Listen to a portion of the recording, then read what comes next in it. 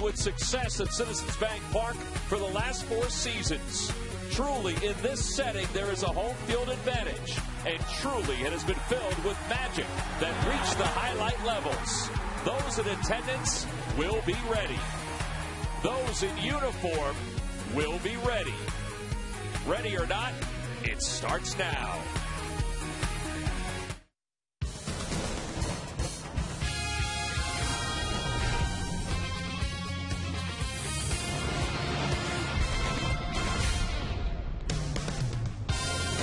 Fresh off his save in the finale of the Florida Series, Jose Contreras, Carlos Ruiz, and the rest of the Phils arrived today at Citizens Bank Park, 3 games up in the National League East and getting ready for the final homestand of 2010. It's Cabrini College knit cap night here at the ballpark, and the Phils are hoping for a victory against the Washington Nationals. There you see the Phils, 3 games up over the Braves. The Braves begin a series against the New York Mets. Hi, everybody. I'm Tom McCarthy, along with Gary Matthews. We'll chat with Wheels a little later on. All right, the Nationals are in town. That's the only focus for the Phillies right now. It's not the Braves. It's not the postseason. It's just taking care of business. Well, you're right about that. When you start looking forward, things start going bad for you. That's why you got to take the task at hand. Now, take a look there at the graphic there with the Nationals and the Braves. You see what happened? Braves end up losing 2 out of 3 games. And really, they just didn't hit. But more importantly, Tom, they did not pitch. Well, and again, you can't settle when the Washington Nationals are coming to town thinking that you're going to have a victory. It's going to be a tough chore. And the chore tonight will have Roy Oswalt on the mound for the Phillies. How about Oswalt, Sergeant, his career here at this ballpark? 8-0, and that counts his time with the Astros. Yeah, well, he hasn't lost a game with the Phillies since he lost the first one against the Nationals there. Take a look at the highlights. You can see why he's been so dominating. This guy here is an intimidator. We've talked about that before. He doesn't get rattled there on the mound. He doesn't make excuses in and out of the zone. That's what you like him to do. Look at that fastball on the outside part of the plate, and he can throw that ball by you as he does. Now take a look there at the graphic, what the Phillies have done in their home record there, 47-34. You gotta like that in 07, but they continue to play very well. Not only that, in September, and also, Tom, at postseason. Well, you look at what their record is this year here at home, 47 wins. They have a chance with this homestand to eclipse their high water mark the last handful of seasons. They need every victory. So tonight it will be Roy Oswalt taking the mound for the Phillies. He'll be opposed by right-hander Jason Marquis for the Washington Nationals. A big series, a big crowd expected. The lineups and first pitch when we return. Phillies baseball.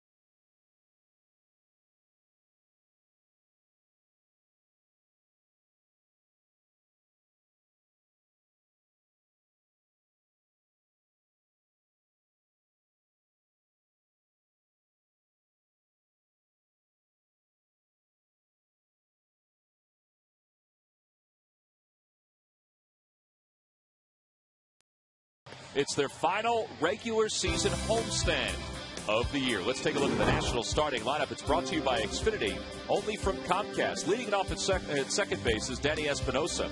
Ian Desmond, the shortstop, bats second. Ryan Zimmerman hits third. Adam Dunn, the first baseman, bats cleanup. Roger Bernadinez in left field hitting fifth. Ivan Rodriguez, the catcher, bats sixth. Willie Harris is in right field hitting seventh. And the number 8 batter is Justin Maxwell, who's playing center field, and Jason Marquis is the pitcher. And they will face right-hander Roy Oswalt, who's making his 30th start of the year.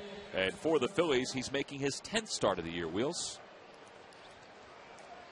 And Roy Oswalt has been very, very good for the Phillies, especially. That's what he is overall right now. He is 12-13. Has pitched much, much better for the Phils. He is 6-1 in a Phillies uniform. And this guy, Tom, has just been terrific. As we look at the Southwest Airlines scouting report, the curveball is one of his best pitches. Good fastball, using that changeup a lot more. And he had his first start against the Nationals, or first start for the Phillies against the Nationals. Didn't fare so well. And pitched well in the second time out against them. Well, here we go. An important series. And as the Phillies have told us the last few days, the players and Charlie Manuel take it day by day. Well, this day now, the Phils are 3 games up in the National League East. And switch hitting Danny Espinosa leads it off for the Washington Nationals. Former 3rd-round pick, a 23-year-old. And it's 1 ball and 1 strike to him. Must have reports that he bunts because both the corners are out. Usually you only see this against a real fast guy. Of course, he can run a little bit, they say, too. But look how far up Polanco is at third and Howard at first. Good numbers in the minor leagues combined between AA and AAA. He hit .268 with 22 home runs. Came out of a pretty good program, huh? Long Beach State. Yeah, that's not bad. Longoria played there. But he's hit a little bit of a speed bump lately. 2 for his last 27. 2-1 pitch to him. And it fades outside. 3 balls and 1 strike. And they really like this guy. They think he has a chance to hit for some power, too. Got an unusual stance. He's in the back. He looks a little bit like LaRoche. Yep. Just watching the way he's real casual, the way he holds the bat real loose. And he lines that one to right center field, and he's aboard to start the first inning. Jason Worth gets on it quickly, and Espinosa holds up at first. All right, Wheels, let's take a look at our keys to the ball game, brought to you by Nissan.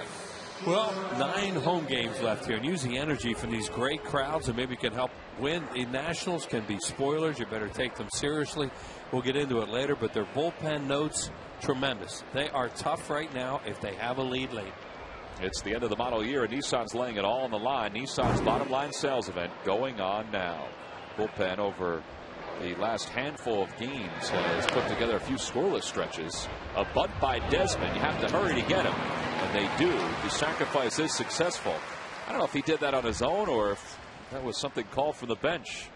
You just don't see teams play that way much anymore, where you bunt for a run in the first inning. So that was a little strange because it did look like he turned and sacrificed. Yep. During the 2010 season, Turkey Hill will contribute $100 for each Phillies victory and 5 cents for each carton of Phillies Grand Slam ice cream, sold to support the Phillies youth baseball and softball programs. This is known as such a hitter's park. Granted, the wind's really blowing in tonight.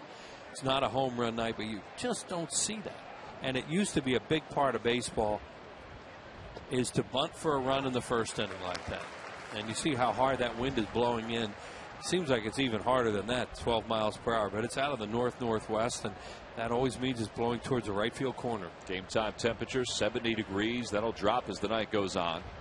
Ryan Zimmerman stands in it. No balls and 1 strike to Zimmerman, and he flares one to left field. That's going to drop in for a base hit. Espinosa's around third, heading for home, and he's going to score, and the Nationals take a 1-0 lead. This team gave the Braves fits for 3 days, and they want to come in here and do the same thing to the Phillies because they can swing the bats a little bit too, and they're really loosey-goosey right now. They have nothing to play for but pride, and those teams are dangerous. Well, they're playing without Niger Morgan, their normal leadoff hitter and center fielder. He began an 8-game suspension with tonight's ball game, so he won't play in this series. And a swing and a miss by Adam Dunn, and it's 0-1. So Justin Maxwell is going to play some center field. Willie Harris will play some center field. But Charlie Manuel knows, and he's been the big advocate of playing it day by day. It's just working on what's ahead of you and not worrying about anything else.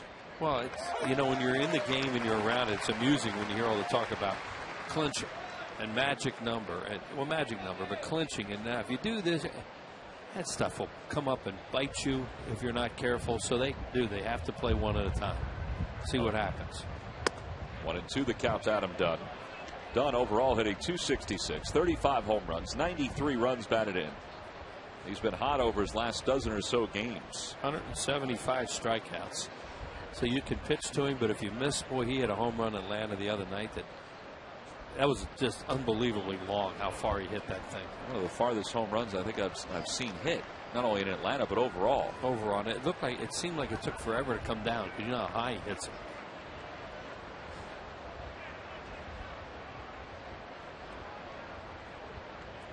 Two and two the count to Dunn.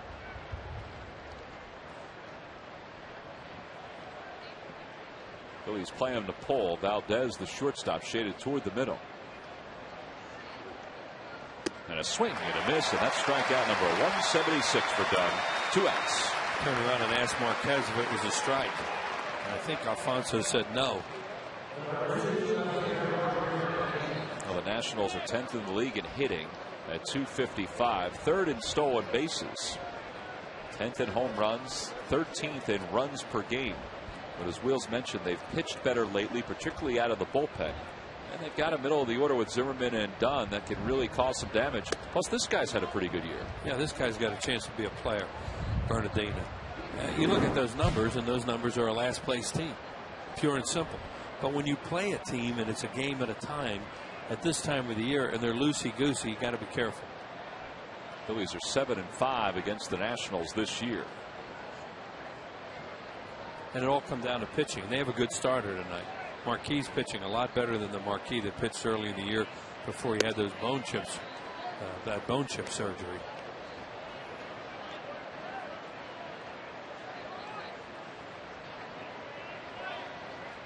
Bernardino, a 26-year-old from Curacao, hitting .259 with 10 homers and 44 runs batted in. Certainly the proponent of the pajama pants look. Boy, they can't come down much further than that. Look at these things. You got to be stepping on them, isn't it? Well, I think that's the idea. Yeah, well, it's cool. Style. It can't be practical. But that's what sports are nowadays, cool and style. 2-2 the count. Well, he's not alone. No. Ryan Howard has the same kind of style. No, that's what no, there's nothing against anybody. It's just the way it is. Shane Victorino.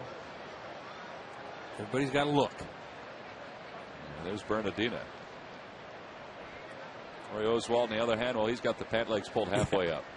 He got the old time style. No, Jamie Moyer had the old time style. Yeah, Jamie had stirrups.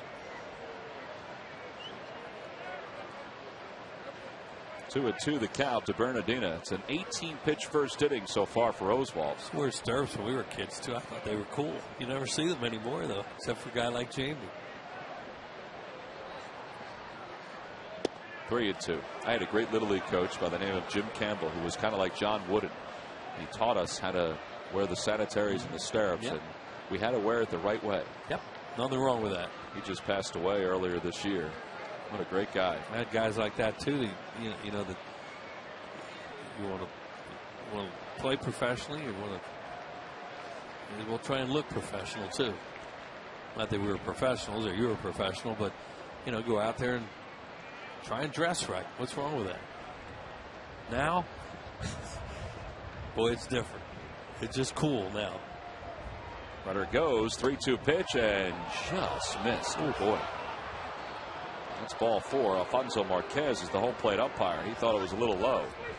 Angel Hernandez is over at first. Tim Cheetah's at second. He's the crew chief. And Bob Davidson's around at third. This guy was just here when the Marlins were in town. The Phillies won the 3 out of 4 against Florida. And he had the plate in one of the games. Has to be low because it had the plate. Oh, man. That's a pretty good pitch. That was a strike. But it wasn't. See why Oswalt headed for the dugout. Well, here's Ivan Rodriguez. Rodriguez takes a strike, and it's 0-1. Rodriguez 0 for 3 in the series against the Braves with a walk. He's hit well, though, over his last half dozen games.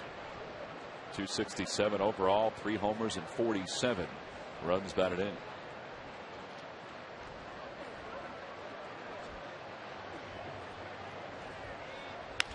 chopper toward third, foul. Well, he hardly ever does that. You almost always play your third baseman well off the line with Pudge Rodriguez because he shoots the ball to right and right center. But you get something slow like that, and every once in a while he can pull it. But you rarely see him hit a ball down the line. And Polanco was way over. He could never get to it if it had been fair. Now he's actually gone over a little bit more after that. You don't see him hit the ball down the line all that much. You see Pudge's numbers, the fifth catcher in Major League Baseball history with 300 home runs or more. He's at 301, 5 away from the great Yogi Berra. The 0-2 pitch. Swing and a miss. He got it with some high heat. Second strikeout of the inning for Roy Oswalt. Well, it was a long inning for Roy. He threw 24 pitches, allowed a run on 2 hits. He left 2. We go to the bottom of the first. The Nationals won, and the Phillies coming up.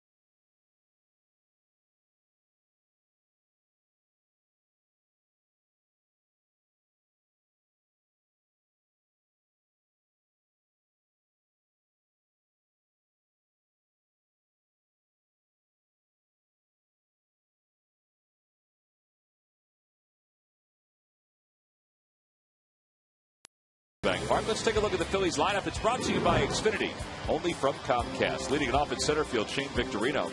Placido Polanco, the third baseman, bats second. Jay Sutley hits third, followed by Ryan Howard, the first baseman.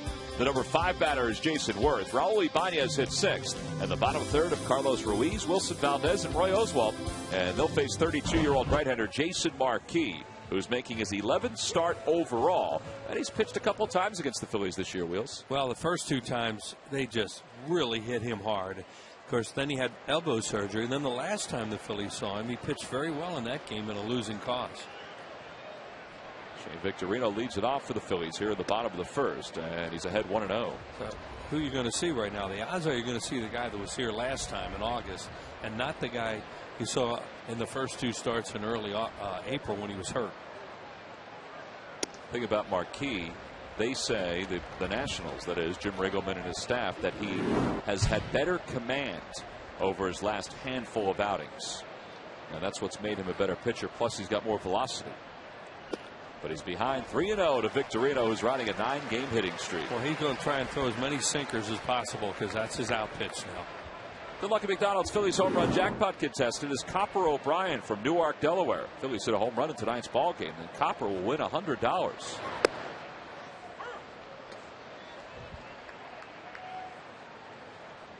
Shane had a good series against the Marlins. He was 6 for 16 with 4 runs scored.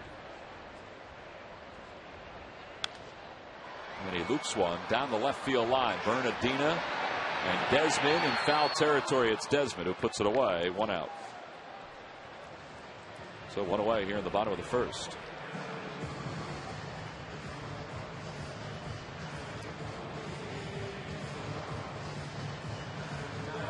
And Desmond was battling the wind on that one, and he was able to get over there to make the catch. It kind of came back to him a little bit. And here's Placido Polanco. He's hitting 5 straight, but it's been a hit here or a hit in each game. He was 3 for 16 against the Marlins. A lot of the Phillies hitters have had great Septembers. Polley, on the other hand, has really just had an efficient September. He has scored 8 runs. He's driven in 7. And he's hit .254 in the month. And he's aboard. Single to center field. That's the first hit of the night for the Phils. Well, we get caught off talking about offense so much. Sometimes you forget how good defensively some of these guys play their position too. And day in and day out, Tom, he's really played a terrific third base. I think if all goes according to plan, if everybody's watching around Major League Baseball, then he should wrestle the Gold Glove away from Ryan Zimmerman, the Nationals' third baseman. And nothing against Zimmerman. He's a wonderful ball player, very talented. But Polley has just been so good at third this year. Been so much, I don't think anybody thought he would be as good as he has been. You hoped he would be more than adequate after Feliz, but he's been really, really good. Here's Chase Utley with a runner aboard, and Chase takes a fastball for strike one. Chase has had a very good month of September. 327, but with 17 RBIs and 10 runs scored. That production alone has been a big boost. All the young fans wearing the Cabrini College knit caps handed out to folks tonight here at the ballpark.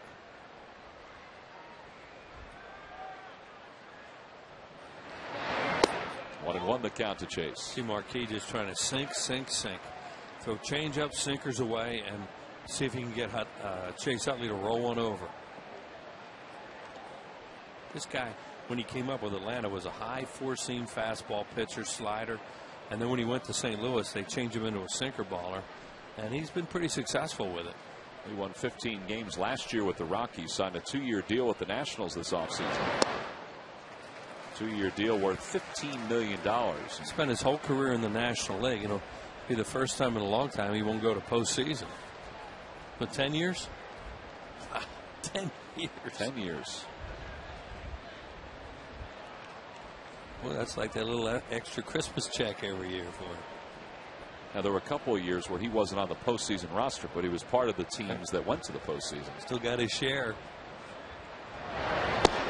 3 balls and 1 strike the count to Chase. It's a great job by Chase not going after that stuff away.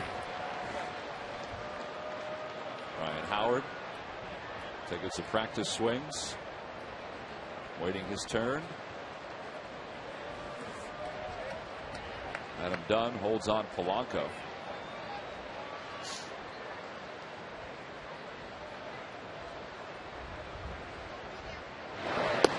And there's ball 4. The Phillies have 2 base runners here in the first. Let's see if they can capitalize on that walk issued by Marquis. It's hard to tell whether Marquis is upset with himself then or whether he couldn't believe that wasn't called a strike. I think he's upset with the umpire. Yeah, because Rodriguez is talking to Marquez right now. You got a guy, Marquis, who wants to keep the ball down on the knees. And if Marquez isn't going to call that ball like he did when Oswalt was pitching, that's good for the Phillies with Marquis. Ryan Howard has a home run and 4 RBIs against Marquis in his career. 32 lifetime home runs against the Nationals. And it's 1 ball and no strikes. Jim Riggleman took over for Manny Acta last year as the Nationals manager. See Ryan's career numbers against the Nationals. His 32 home runs, 3rd among active players. Chipper Jones is ahead of him, so is Andrew Jones. Well, Marquis really begging out there right now. That pitch is outside. I agree with that. There's one thing about whether it's high or low, but you're not going to get it. You're not going to expand the plate that much. Not in this era of Major League Baseball.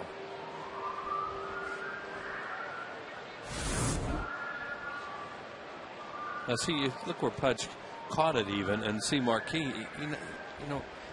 I think Pudge had to go out there and go, hey, I got your back, but that one was a little outside. Yeah, I can't help you with those. As good as I am and as still as I am back here, I can't frame that one. And he's as good as anybody. With Pudge Rodriguez at just staying still and framing the ball. Well, he may have bought himself that pitch there. Now, it looked like it was over the plate, but it looked like it was in the same spot that Oswald's pitch was and a couple other pitches in this inning. You watch a guy that can really catch and watch how if they're nice and still like he is and that glove doesn't move much. And, you'll get pitches for your guy, too, that way. 2-1 the count to Howard with 2 aboard. And Ryan lines it back through the middle, a base hit. Polanco's around third. He's being held there. He got a late start, and the bases are loaded. He didn't read that. It was a one-hopper, I think. And the shortstop was playing up the middle. And hopefully that won't cost the Phillies a run now because that's an easy run. Let's see, does it stay in the air a long time?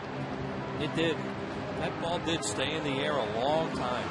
And where he's standing, see right there, he's going to go take a look. But the shortstop was way behind second base. And when Polanco, now he sees the ball go by him, well, he got no jump on that, so they decided to hold him. So Jim Riggleman quickly comes out to the mound. Now here's your second baseman, but look where the shortstop is. Now the ball goes here. See, and it's in the air a long time.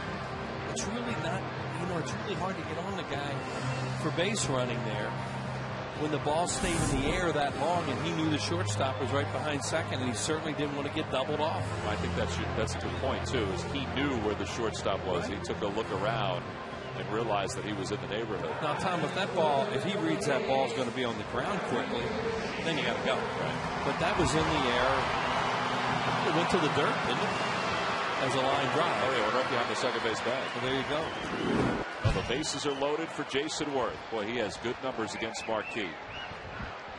Jason was 3 for 13 in the series against the Marlins. He had a big first inning hit in the finale of the series.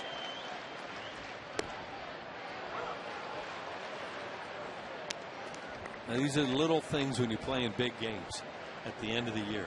Goofy stuff happens in games, and you want to make sure you don't leave him out there now.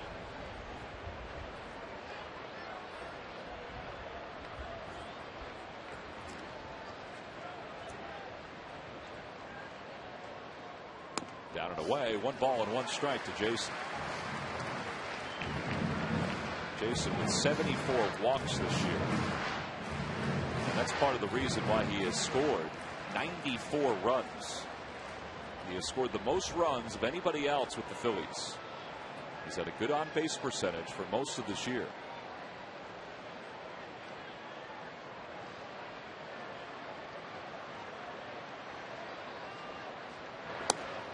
And he's ahead 2 balls and 1 strike. The thing about that play, too, is Maxwell kind of gave up on it, too. His throw didn't have a whole lot of juice coming towards the middle of the diamond, but Sam Perlazo has to make a split-second decision on that the guy's going to come up firing, and he didn't come up firing.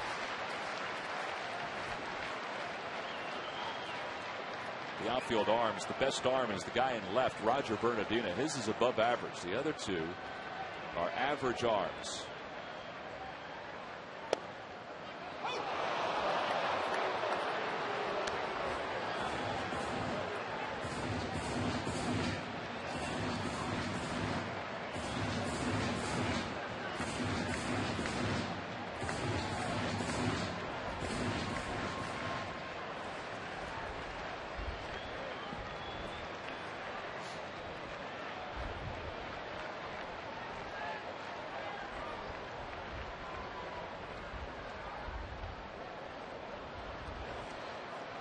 Phillies have certainly been a very good offensive team the last 10 days. In fact, throughout the month of September, last 10 days, they're hitting .327 as a team, which is tops in the league, just ahead of the Rockies.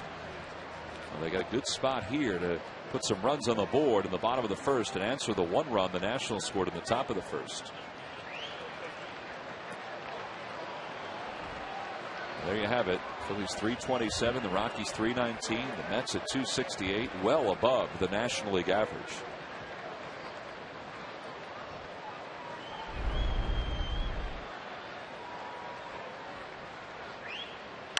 Little number to the right of the mound. That's going to get a run home. That may be a tough play. Espinosa doesn't get Worth, and the Phillies have tied it up at 1. An RBI for Jason, his 71st of the year.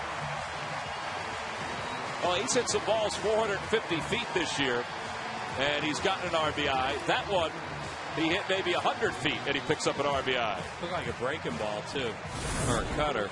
Something that was going away from him right off the end of the bat, got it away from Marquis. Tough play for Espinosa. Tries to shovel it, and the way Jason Worth runs, that was really going to be a tough play, as you said, Tom, and he couldn't make it. And the bases remain loaded. Look at the reaction from the crowd. The reaction was Jason being safe at first. And they got that run in that you just didn't want to leave out there after that base hit by Ryan Howard. Here's Raul, who this year has struggled against the Nationals, but had great numbers last year and is having a renaissance again here in September. Hitting .321. They play him to pull on the infield.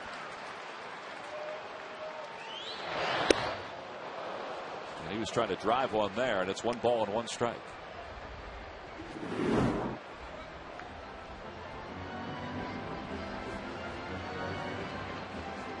It'll be tough to add to that home run total here, the way the wind is blowing in. Oh, boy, you're going to have to.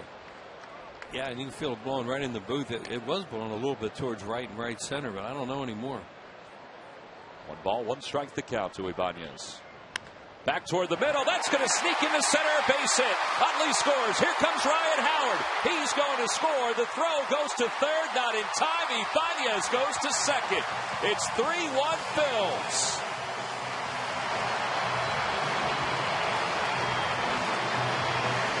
Well, he hit something slow, and he hit it slow himself. And you mentioned, Tom, they're playing him the pull, so there's a lot of room up the middle for Raul Ibanez. Aggressive job by Sam Perlazo there, because he sends Ryan Howard and they get a second and third. That was a changeup. Hit it right off the end of the bat, squirted it up the middle. Now, real good base running here as Ryan Howard comes in. The throw goes to third base, which, you know, I don't know whether they even had a shot at Jason Worth there, and Ibanez with good base running moves to second. They're going to play the infield in already. So they play it in with runners at second and third. Carlos Ruiz takes a fastball on the inside corner for a strike, and it's 0-1. Carlos hitting .299, 7 homers and 47 runs batted in. How about his on base percentage? .401, mostly from the 8-hole.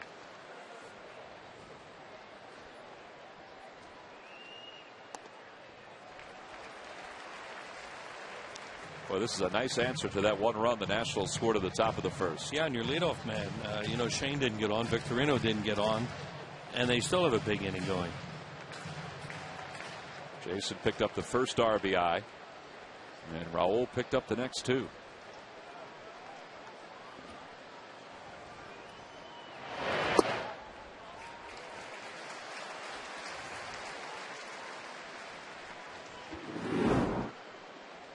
.16 earned runs in 13 2/3. Now, his last outing, he allowed 1 run in 5 innings. He lost that game 1-0. He did walk 4 in the game. Phillies kind of let him off the hook a couple times. That hit him, and Carlos is aboard. Bases are loaded, and Wilson Valdez will get a chance to bat. See managers do that, you know, things aren't going real well. And this is what happened to Jason Marquis in the first 2 games of the year against the Phillies. Really didn't think this would happen tonight, and they have a chance for a really big inning now. Take a listen. Just heard a little tick, little bit. So now they settle the infield back at double play depth for a guy that's hit it to 19 this year. But boy, he has been a spark plug, particularly over the last few days. Wilson Valdez filling in for Jimmy Rollins yet again. And he tops a lot of balls, and that's why he hits into so many double plays, or he hits hard grounders, and that's what Marquis wants him to do right now. That's Marquis' strong point. There's Jimmy. He took batting practice today right-handed. He was moving very well today. That's a good sign.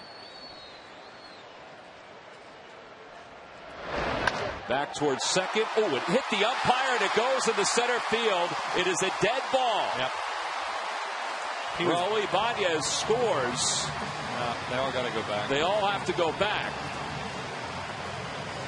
I should say, Ibanez goes back. Right. Worth scores. And they have to move Ruiz up to second. It's a shame because it would have been a 2-run single, but it also could have been a double play ball. Yep. So the Phillies, in essence, get a break. Because they'll get one. Now, the rule on this, well, watch what happens first. You see where Sheeta is, the umpire, and it hits him, and he says right away, okay, my fault, dead ball, one base. And now if he's behind the base runners and it hits him, the ball is live and in play. Correct. But since he's in front of the runners, then it's a dead ball. So you give it RBI to Valdez. Right. It hit the mound. That's what got Sheeta, because the thing hit the mound and changed directions in a hurry, and it nailed him. Or it didn't nail him. It nipped him a little bit. How do they score that? Well, you get an RBI for Valdez. Is that a fielder's choice or a hit? They scored an RBI single. It is a hit. Yep.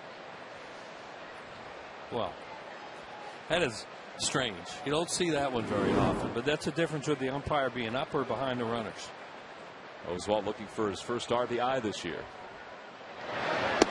And it's 1 ball and 1 strike. Now, what we mentioned is that it might seem like it was tough luck for the Phillies, but that was heading for a 4-6-3 double play. So in essence, it was tough luck for the Nationals. It was, and the Phillies get a break there, and they get a run, and they turn the lineup over. Because as we were just talking about with Valdez, he hits a lot of ground balls right at people. Ooh, that ball nearly hit Oswalt. Now they appeal to see if he swung. And the first base umpire, Angel Hernandez, says no.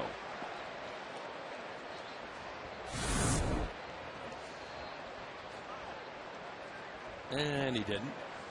Swing, that is. It nearly hit him and nearly hit the bat. There's a lot going on there.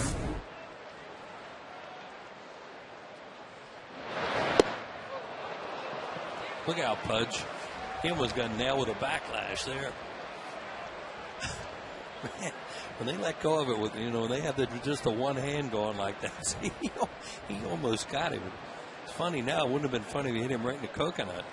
Former teammates with the Astros.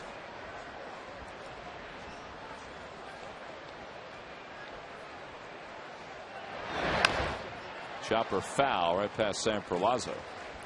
Well, great job of the Phillies here to throw up a 4 spot in the first inning after Oswalt gave up 1 in the first after the Nationals kind of played for a run. 18 first inning runs by Marquis this year. Phillies got a few off him in those first 2 starts. Still 1 man down here in the bottom of the first. The bases are loaded. And it's 2-2 to Oswalt. 3-2. Maybe he threw a 2-2 slider there. I guess he just doesn't trust his sinker. He probably will on this pitch. Ibanez is at third. Over at second, Ruiz. Around at first, Valdez. Miguel Batista is warming in the pen for the Nationals. 3-2 to Oswalt. And he stays alive. They got a left-hander up out there, too. Oh, it looks like Slayton's loosening up because they have already. 4 left-handers in the bullpen available and 10 right-handers. Or what do we say? That's a lot of pitches for Marquis. 8 right-handers. Slayton is the lefty. Batista's the righty. 3-2 the count. A line drive, base hit to left field for Oswalt. Ibanez scores. Ruiz is being held, and the Phillies lead it 5-1. First RBI of the year. Astros, Phillies, doesn't matter for Roy Oswalt. In the 34th of his career, open Marquis. He's just shell-shocked right now, and he's done. That's it. He doesn't make it through the first. Jim Riggleman came out earlier, and here he comes to get his right-hander. Let's see what he does. If he goes to the lefty Slayton or the right-hander Batista. He hasn't signaled just yet. How about this? The Phillies with 5 runs in the bottom of the first, and we already have our AT&T call to the bullpen. Jason Marquis, his evening is complete. A glance over Alfonso Marquez. The Phillies have scored 5 runs on 6 hits. And again, it's an AT&T call to the bullpen. Jason Marquis is done. and the Nationals go to the pen early.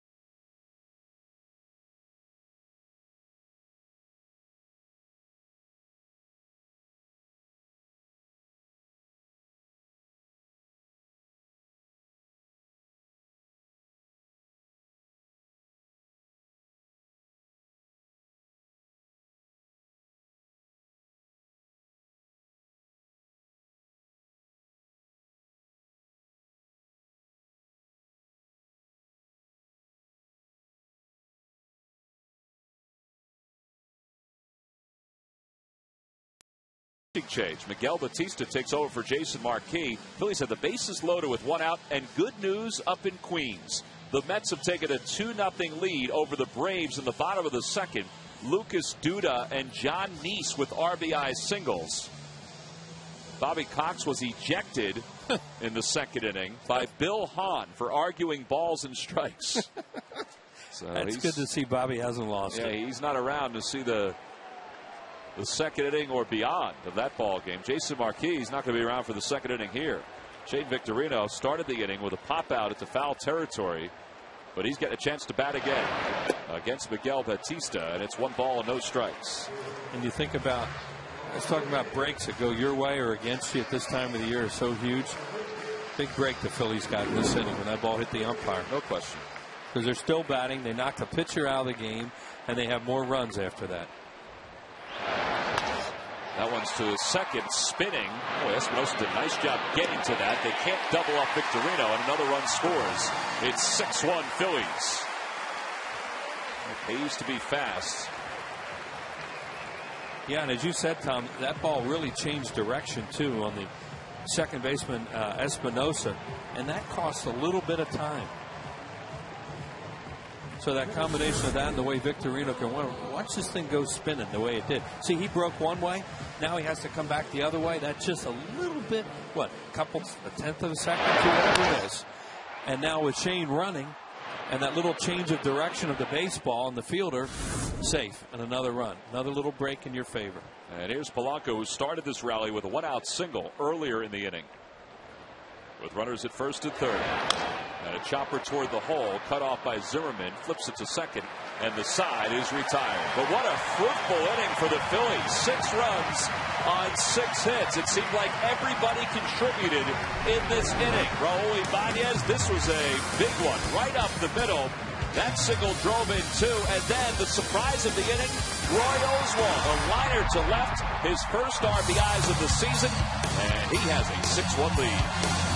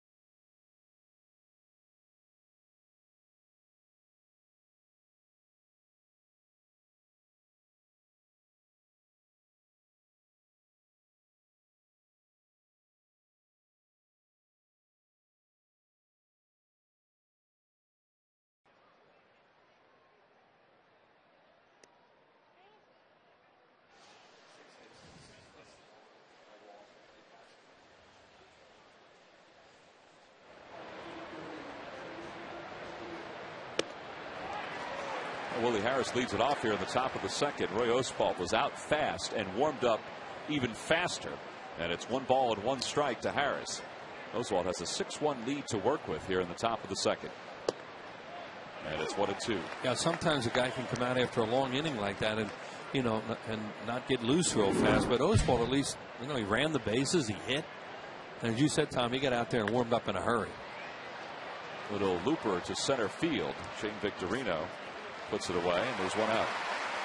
Well, while we're away, the Mets tacked on another run. And they have a 3-0 lead going to the top of the third. Jose Reyes, an RBI single. Let's go Mets. Tommy, never thought I'd ever say that. Tommy Hansen's pitching for the Braves and Jonathan Neese pitching for the Mets. So, well, that's good news for the Phillies.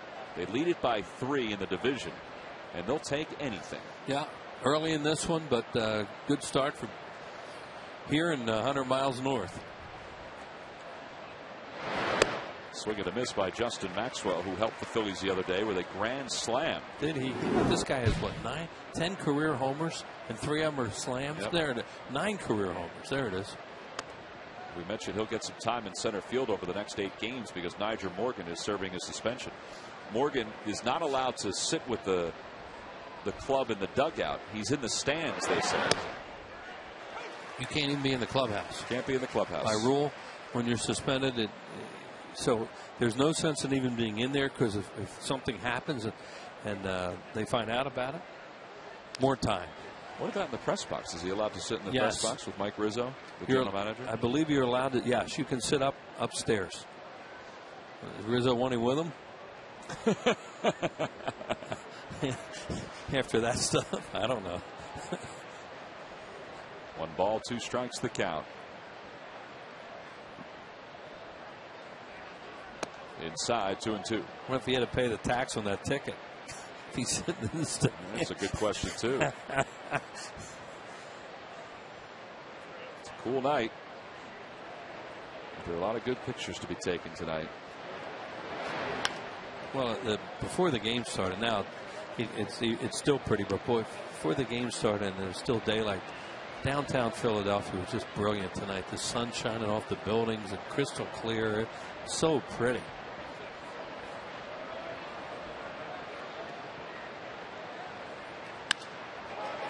Right past Valdez. That ball was a screamer. And Maxwell's aboard with a 1-out single. So Batista will get a chance to bat. Visit the official online shop of the Phillies at Phillies.com. Browse the largest online selection of authentic team gear, including official caps, t-shirts, jerseys, collectibles, and more. Get your gear straight from the source. Shop the Phillies.com shop. There's Center City, which still looks pretty good. All lit up. A bunt by Batista, and it rolls foul.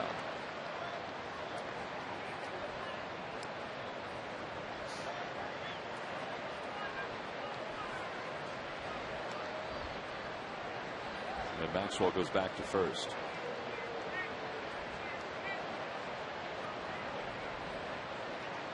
There's been a lot of talk this week about Roy Oswalt's changeup and how much or how important it has become to his repertoire. I talked to him the other day about it, and it's funny, different pitches work for different pitchers, and different grips work for different pitchers. David Murphy in the Daily News had a great story about how Oswalt, when he was in the minor leagues, the Astros said you have to throw X amount of changeups per game. As Batista bunts that one on the right side, sacrifice is successful. Well, Oswalt at that point was a fastball, curveball, and maybe slider guy. And he had 15 wins at that point in the minor leagues. And he followed the mandate. They went out in the first couple innings and threw all changeups. And his manager at the time, our pitching coach, Mike Maddox, came out to him and said, "What are you doing? Is your arm bothering you?" He said, "No, I'm trying to get the changeups out of the way." Right. I got to throw so many of them. They want me to throw 10. I'm going to throw 10 right out of the chute. That's stubborn. That's a young player right there. Well, runner in scoring position with 1 out. And Espinosa bats for the second time. He singled his first time up. I like that story too. David did a great job with that. You know, Oswalt doesn't say a whole lot, but when you sit down and talk to him, he come up with some stuff because he's kind of funny. Well, talking to him the other day about his changeup, he had this this sort of shy smile when he was discussing the grip, because he said that, you know, he used to try a circle change, which is the traditional way to throw a changeup, and he decided to get rid of the middle finger, put it on the side of the index finger. It basically went from a circle change to what they call a Vulcan change, which is, you know, if you ever think about Star Trek. Don't get me in trouble with that again. And a call, strike 3. Oh, that was Star Wars. Goes down looking. I didn't see Star Trek either.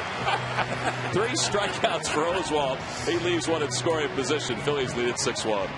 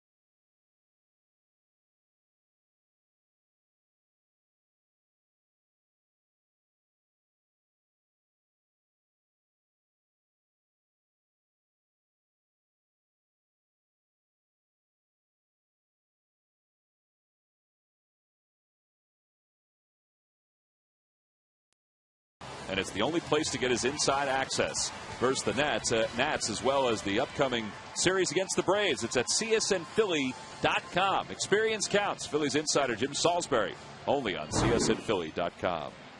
Another sold-out crowd here at this great ballpark. 9 home games left, including this one. And it has been a great year for the Phillies fans. It's been a great decade for the Phillies fans. Oh, man. They're just starting to get warmed up right now, too. You feel it in the air. Well, yeah, you can sense it. You can feel falls in the air, although it's going to get hot again, you know, in this homestand. But tonight makes you feel like it's fall baseball. Chase Utley leads it off, and he takes a fastball for a strike from Miguel Batista. Jason Marquis started 2/3, 6 hits, 6 runs, 1 walk, no strikeouts, 38 pitches.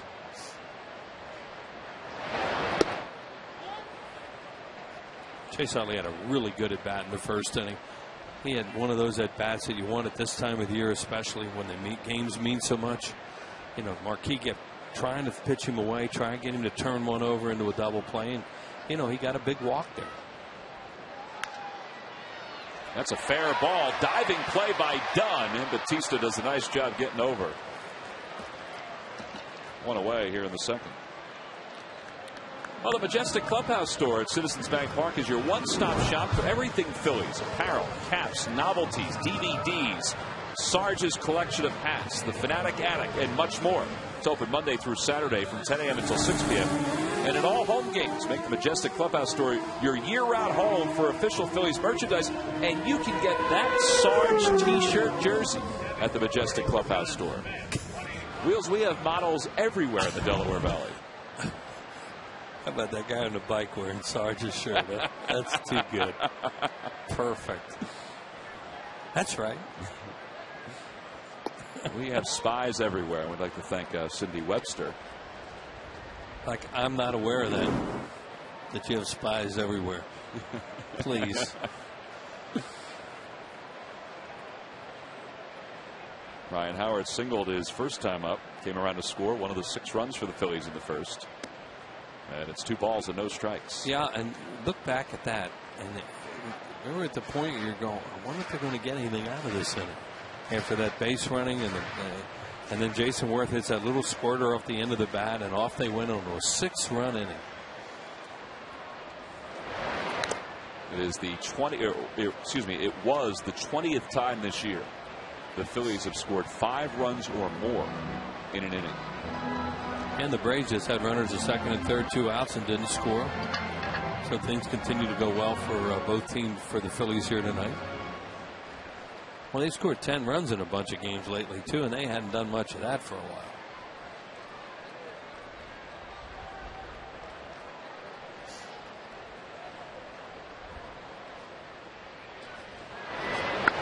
Ooh, look out. Look out. Somebody please have a glove. The ball went buzzing into the stands. Ryan Howard's concerned, too. He takes a look down there, make sure everybody's okay.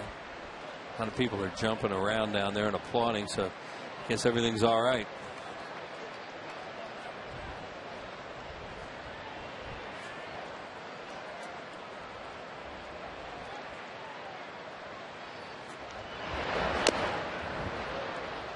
Something got a piece of Ivan Rodriguez on that swing, and foul tip.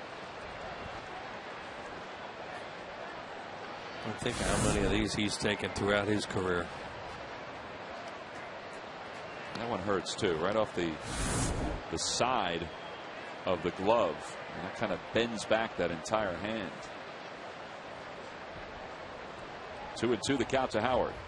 Swing and a miss. Went after a changeup. And that's the second out here in the second.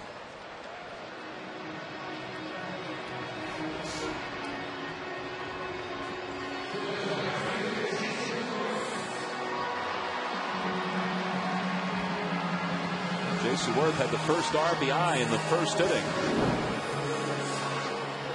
A little spinner to the right of the mound. Just got under the glove of Marquis. Was hit slow enough that Espinosa, the second baseman, had no chance to throw him out. And it drove in a run.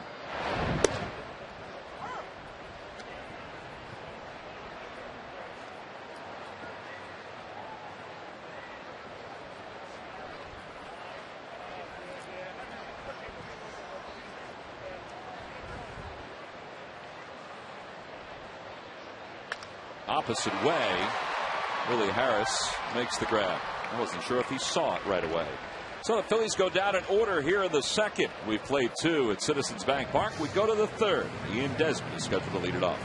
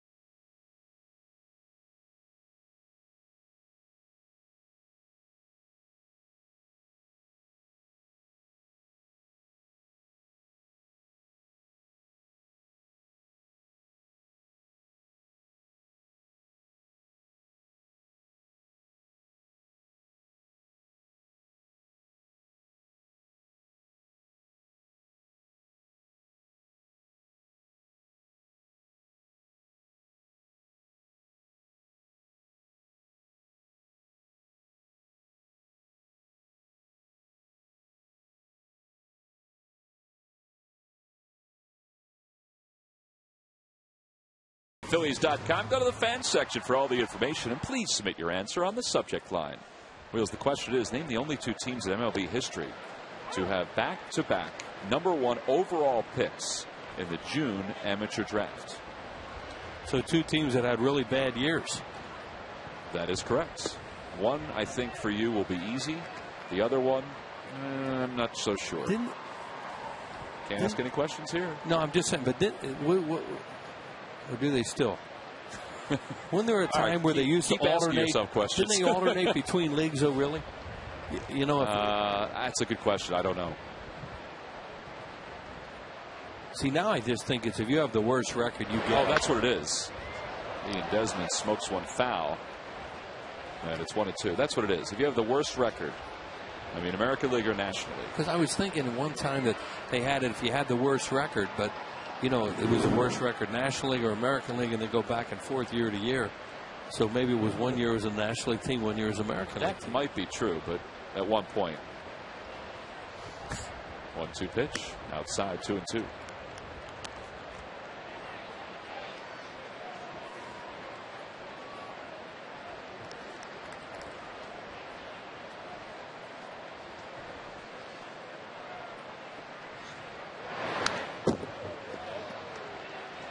That question didn't stay up on the screen very long. Is it name the team or name the players they got? Name the two teams, and then we'll tell you who the players are. If you want to add the players, you don't get any extra credit, but if you want to. Desmond checks his swing. They appeal, and Angel Hernandez says no swing. It's a great question. I like that one. Hope the fans do too, because it is for the fans. We'll let you review the question in between innings if you want. We're looking at now.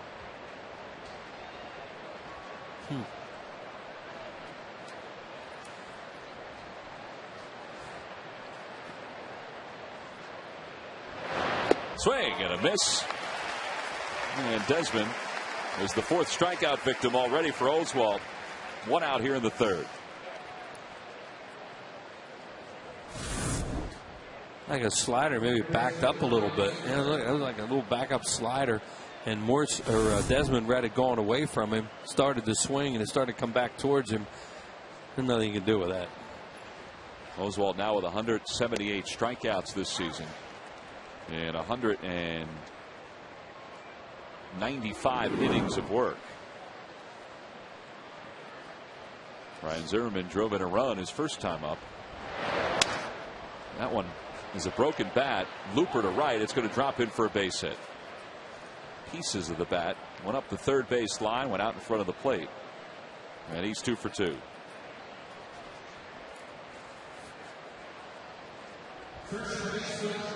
'45th two-hit game for Zimmerman. He's reached base safely in 12 consecutive games.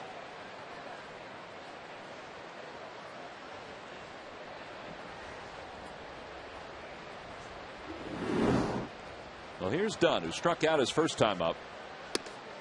And it's 1 ball and no strikes. Dunn has a lot of at-bats against Oswalt because all those years he was with Cincinnati. And, of course, Roy pitched against him so much. And Oswalt used to dominate the Reds. He has some ridiculous one-loss record against Cincinnati. I don't know what it is. I remember he had a long stretch of victories against them. That's what happens, though, for starting pitchers. Sometimes they'll get into a groove against a certain team, and those core players are, you know, with that team for a long time. So he's effective against them, and subsequently he's effective against the team. Yeah. So he and Dunn have had a lot of battles over the years. We showed his numbers earlier. He's hit 4 homers off him. Swing and a miss. It's 2-2. Now that's the pitch that Dunn talked about the last time Oswalt pitched against the Nationals. Not the first time, but the last time. And that's what Adam Dunn has done. 7 consecutive years of 35 home runs or more. How about having your name right next to Babe Ruth and Ralph Kiner? And they have to make a decision on Adam Dunn to the Nationals, whether they're going to bring him back. When we were in Washington around the trading deadline, the talk was he was going to be dealt. Swing and a miss. He's got him for the second time. And look at Dunn's reaction. 5 strikeouts for Oswalt. Now the Phillies with 86 wins. They're in the mix against the Reds, the Braves, the Giants for the best record in the National League. And as Charlie Manuel pointed out, winning the division is important. But after winning the division, getting that best record is huge to get home field advantage. You bet, because you forget about it, but last year the Phillies had to open the League Championship Series in Los Angeles, and Games 6 and 7 were slated for Los Angeles because the Dodgers had a better record. Bernardino walked his first time up. How about Joe Torre saying it's over today, huh? Joe Torre retired. Well, was retiring at the end of the season. Yep, and they said right away that Don Mattingly was going to be the manager. I still think that Joe Torre is going to manage somewhere after this year. I know he said that, but some talk that the Dodgers will keep him on as a front office executive. There it is. It's been a long time since Joe hasn't been in postseason play, huh? Pretty impressive. 2-1 the count to Bernardino. He tops the changeup to the right side. Chase has got it, flips to first, and the side is retired. No runs, 1 hit. 1 man left for the Nationals. We've completed 2.5. Roy Oswalt goes back to the dugout with a 6-1 lead.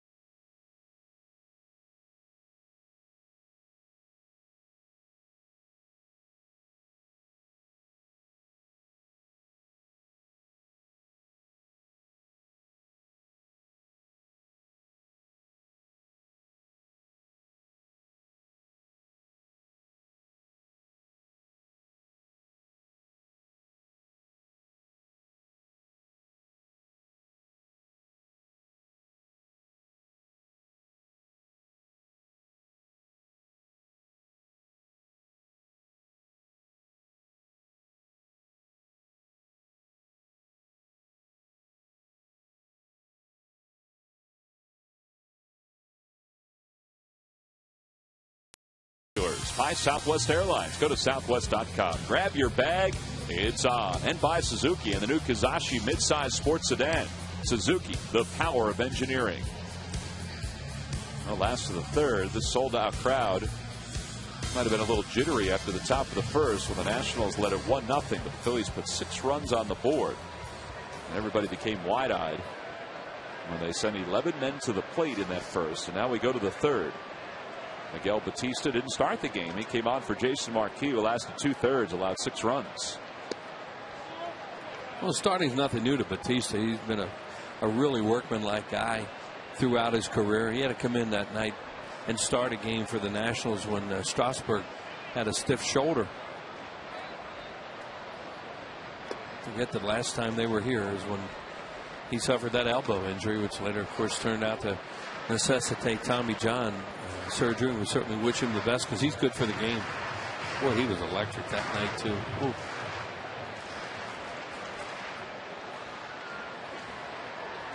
And the final pitch that led to the Tommy John surgery, a changeup. How about this at bat by Ibanez? And that looked like a changeup from Jason Marquis there, and he found a perfect spot. They're playing him to pull, hit it right back through the middle, produced a couple runs, and then they moved up. 3-1 the count to Raul. Raul now with 74 runs batted in. He's on pace to have an 80-plus RBI season. That one's in the air to right center field. Wind or not, that one's hit pretty well, and Willie Harris is going to get to it at the warning track. Wind or not, it was hit well, but wind kept it in the yard. And one away. Well, time is running out for the one-of-a-kind Fanatic Around Town statues. 11 statues have been auctioned off to date, and another 5 are still available, including one signed by the entire 2010 team. The online auction continues through September 30th. The proceeds will benefit Phillies charities. See the Fanatic around town in the fans section at Phillies.com for information and to bid. That's the real deal, though. That's the real deal. You can't paint that. Imagine if they told that little kid, you could take that home. Dad, he won't fit in my bed.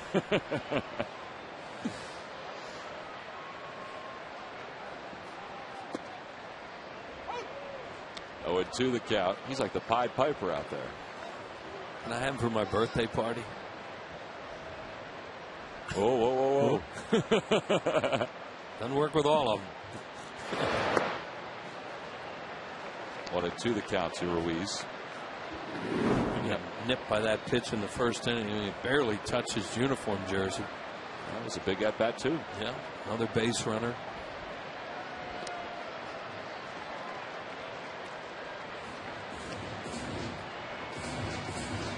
And it's even 2-2. By the way, that ball that Ibanez hit on a normal night would have been out. And I was thinking about the wind the first couple innings, and there's no way a ball's going to get out. And when I saw that ball leave the bat, I'm thinking that's going to get out of here. Yeah, he really got to nail it tonight. Broke his bat off the glove of Batista. Doesn't roll all that far. And there are 2 away.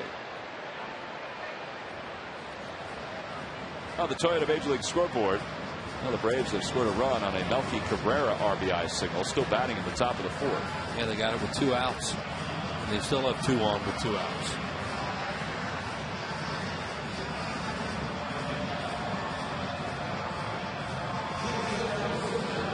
I'm not scoreboard watching, but that's what I heard. That's fun to do that. Fun to do that anytime, but especially this time of the year. That's great. The boards here are tremendous to watch. The pitchers are up, and you can see the outs and where the base runners are. I never know when the right time is to scoreboard watch, as Valdez hits it the opposite way. But the middle of September is definitely the right time. Yeah, you can do it now. 1, 2, 3 go the Phils. 8 consecutive batters retired by Batista. He stabilized things for the Nationals as we go to the 4th.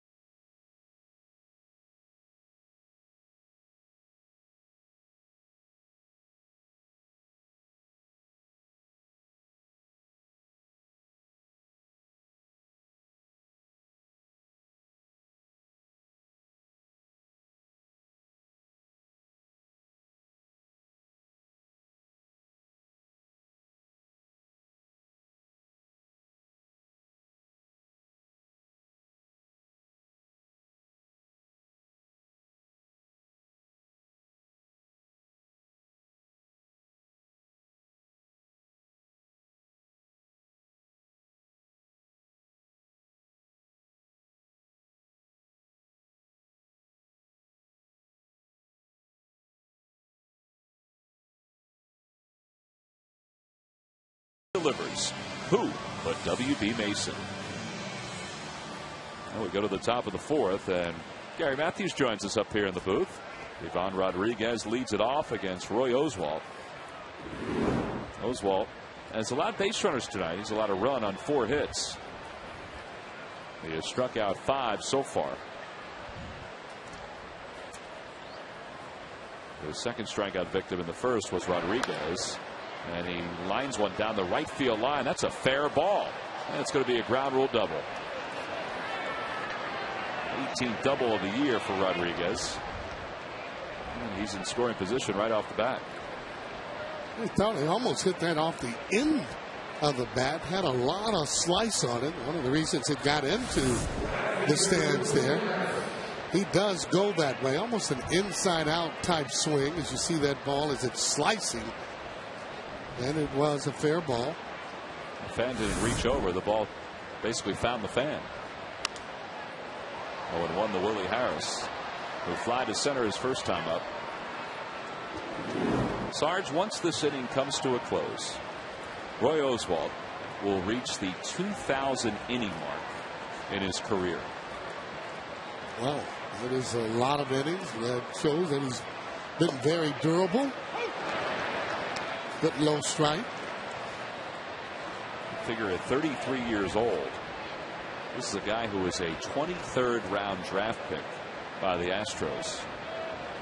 And he's put together a heck of a career so far. Yeah, and I've always felt, I mean, yeah, number ones, number twos, they get a little bit more attention, but guys that are drafted in higher rounds like 23 and on, you better have some really character and some heart, because you don't get noticed as much as the guys that are drafted 1, 2, and 3 round. Pretty good pitch. Yeah, in baseball today, there are a couple of pitchers. Well, there are more than a couple. As the Braves have tied up the Mets on an Omar Infante 2-run double on the Toyota Major League scoreboard, and the Braves are still batting in the fourth. To the right side, then he'll move the runner over. Chase has it, and Harris is retired. 1 away. But in this day and age in baseball, there are a couple pitchers that have had Roy Oswalt's kind of success. Andy Pettitte was a 20th round selection. Roy Halladay was a first round. So the Blue Jays expected him to have success. Oh, absolutely. Expected him not only to have success, your number ones, you want to get to the major leagues a little bit sooner, a little quicker than most of the other draft picks. Cole Hamels was a number 1. Joe Blanton was a number 1.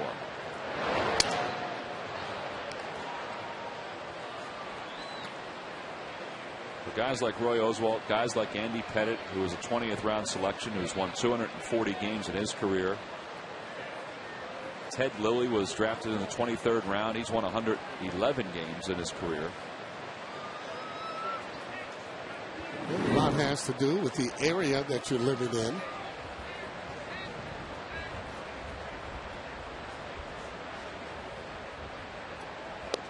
Good changeup. 0-2.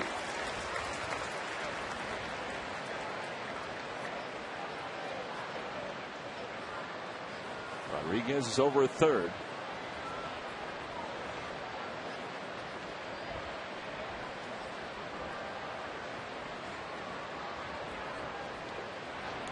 And Maxwell checks his swing. It's 1-2. Jason Hayward just hit a monster home run, a 3-run shot, his 18th of the year, and that gives the Braves a 6-3 lead. So the Mets had a 3-0 lead. The Braves have scored 6 runs. It looks like they got a little angry and started getting a bunch of base hits, scoring those runs.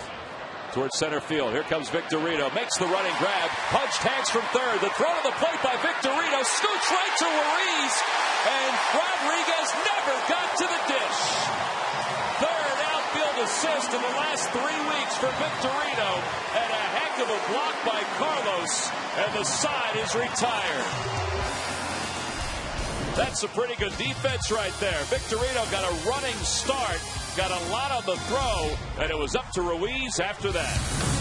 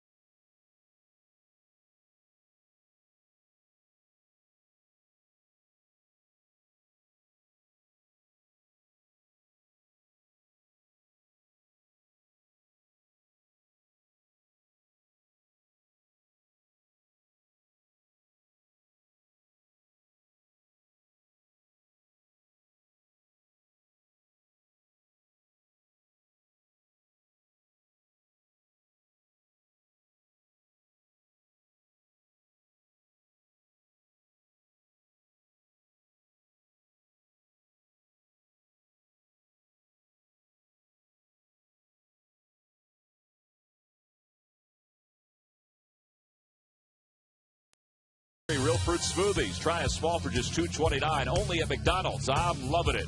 By Toyota, it's the Now's the Time sales event at your Toyota dealer. Hurry, offer ends soon. And by Xfinity, it's TV, phone, and internet reinvented from Comcast. Last of the fourth, Roy Oswalt leads it off. Oswalt had an RBI single his last time up. There's Shane Victorino. What a throw he just made. Now, he wasn't deep in center by any means, but he had a lot on that throw, a one-hopper, and it was in a perfect spot. Zimmerman sails that throw, and Dunn is way off the bag. That's been his problem all year long. Yeah, that's one of the reasons I think he's going to not get that Gold Glove, because he's had problems throwing all year. When he makes his best throws, it's always on the run. When he's stationary, he usually throws the ball away. Now, look, he has to think about it. Now, look how he flips it, and he throws from underneath. They've been used to that as of late now. That's just one of those things where he doesn't feel comfortable in throwing that ball over to the first base. I think it started last year in the second half of the season. That's his 16th error of the season. But it's gotten worse this year. Now, he's not hurt, Sarge. No, it's just more so in his head. Certain players have gone through that. More notable, second basemen. Steve Sachs, for one of them, just could not throw that ball over to first base. Chuck Knobloch had a problem late in his career throwing to first. And players can be cruel, because as soon as the ball comes to them, they'll say, "Look out," and scream it out loud, and it makes it even worse for the fielder.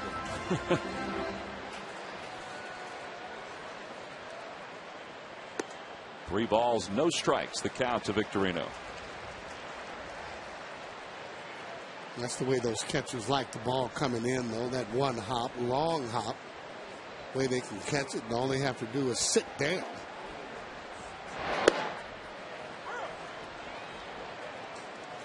So I'm just talking about that throw Victorino made to Ruiz to finish off the top of the fourth. Yeah, Ivan Rodriguez, who slid into Ruiz, he had to appreciate that. There's ball 4, and Victorino's aboard. Well, here you go, Sarge. Break it down. Yeah, and he takes a few steps too many, a little bit off balance, makes it up with his strong arm. And look how in front of the plate Ruiz is there as they help each other out. More of a friendly game these days as Rodriguez slides in.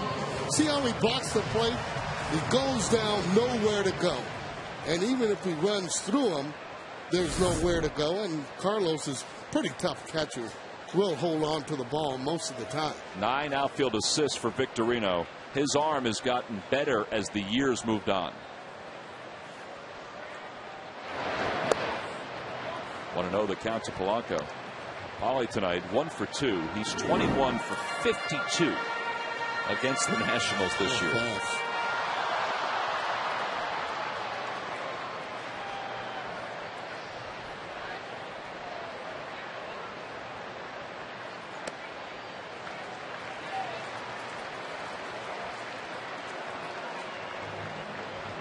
You're hoping Polanco maybe hits this ball in the gap. Don't think Sam Palazzo, third base coach, it's going to be a bang-bang play. We'll send his pitcher in Oswalt. That's too valuable, especially with the score the way that it is. Little nippy out, as you see, he has his gloves on.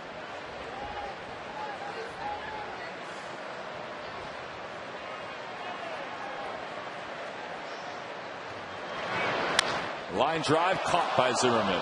And Oswalt is tagged out. And that's a double play. That was a bullet. Yep. So an unassisted double play for Ryan Zimmerman.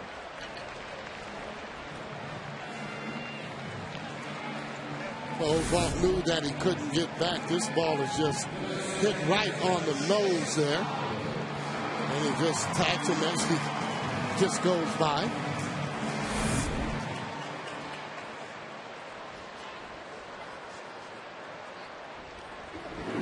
Well, here's Chase, who walked his first time up, grounded out on a pretty good play by Adam Dunn his last time to the plate. Phillies lead 6-1. Victorino's off and running. Throw by Rodriguez, a little high, and Shane slides in safely. 33 steals for Victorino.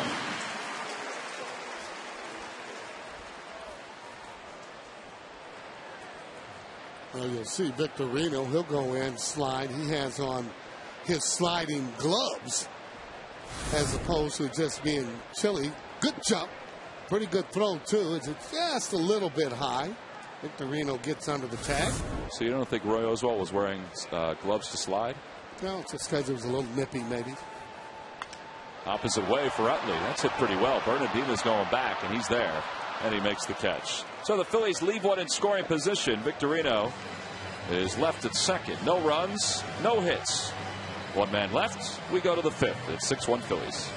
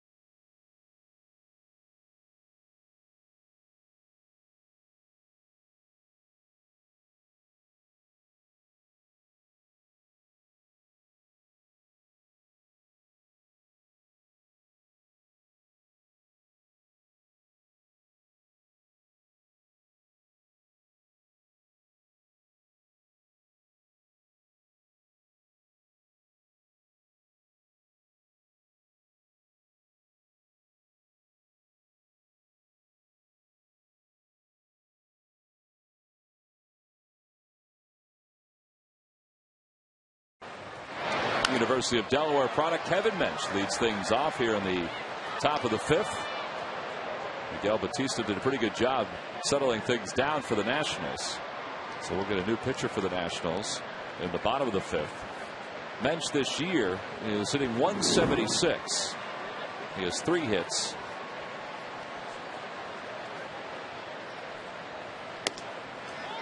This guy at one time was a pretty good power hitter. Yep.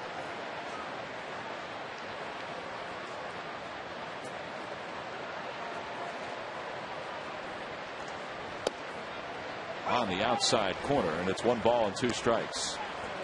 Fonso a little bit inconsistent with that low ball pitch. He's called some strikes, some he's called balls, or most of them. Yeah, the players just want the umpire to be consistent with their strike zone. There's Scott Olson. He'll pitch the bottom of the fifth for the Nationals. They have a couple of former starting pitchers that are working out of their bullpen right now.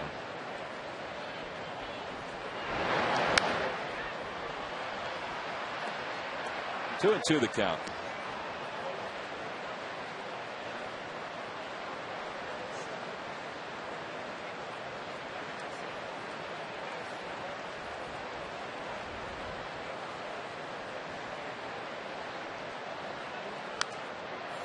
Sarge, a great quote from Roy Oswalt the other day in talking about his start with the Phillies. 6-1 with the Phillies, with a 1.98 earned run average coming into this ball game. Said, I feel like I got a new life coming here to Philadelphia. I've been out of playoff contention for about 5 years, but getting back here, or getting back into the playoff hunt, is kind of rejuvenating. Well, once you get a little bit of a taste of it, I mean, it just sticks in your mind where you want to get back. And then a lot of times, if you're with a team, you start the season off like he was with the Houston Astros, knowing that he wasn't going to have a chance for a postseason. It just kind of takes away from your whole ability to go out there, and he still competes, but he just was not getting the results. Lynch has fouled off a few of them here.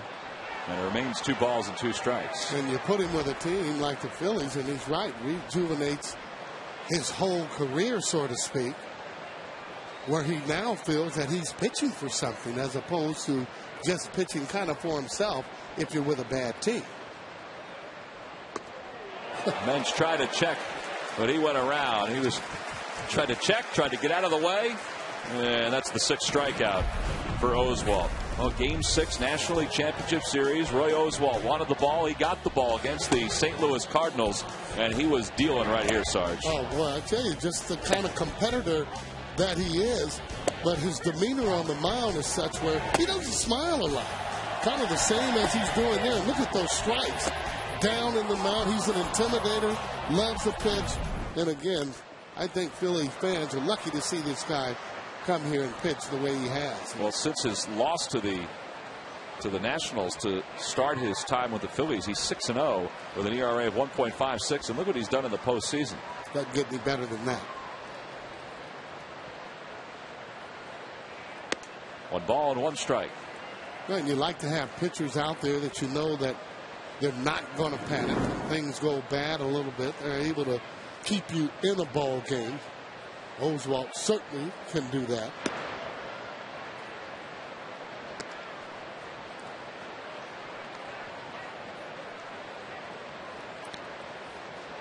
Well, this is what he talked about too. The attendance and the crowds and the buzz. You know, there used to be this kind of buzz at Minute Maid in Houston. But to be involved with this organization at this point, with all of the sellouts, all the young folks, you know, the Phillies fans that have been around for years, to just be a part of the happenings out in Ashburn Alley on a nightly basis. I mean, it's pretty cool to pitch here. Well, when you're winning too, this is the place to be. Same as it would be with any sport. Same way it was in Chicago when the Bulls were playing the way that they were with Michael Jordan. The place to be seen. Same place here at Citizens Bank Park. Fastball swung on and missed, and Espinosa is down on strikes for the 2nd time. Well, you're supposed to swing before the ball actually hits the glove. Well, if you want to be a Philly ball girl, here's your opportunity. You must be 18 years old or older. Now, the deadline for submissions is October 4th. Here's what you have to do. Submit a 2-minute DVD highlighting your softball experience and why you should be considered to the Phillies. Citizens Bank Park, 1 Citizens Bank Way, Philadelphia, PA, 19148. And put attention ball girl applicant on it. Philly ball girls do such a great job, not only here at the yard, but also in the community. Great support staff for the Phillies and all the charitable work that they do. As Oswalt gets his first 1-2-3 inning of the night. He's retired 5 in a row. We go to the bottom of the 5th, and the Phils enjoying a 5-run lead.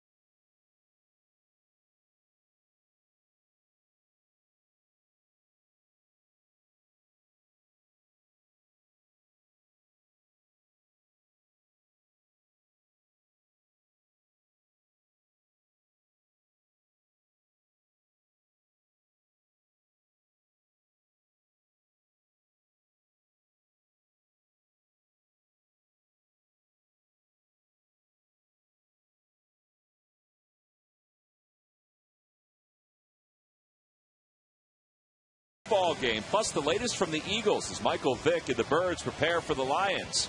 And we're at Voorhees as the Flyers open training camp. All this and more on Toyota Sports Night after the game, right here on Comcast Sports Night. It's that time of the year. Hockey and basketball are right around the corner.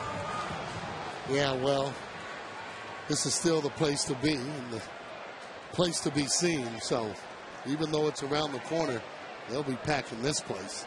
Ryan Howard leads it off against Scott Olson, the new pitcher for the Nationals.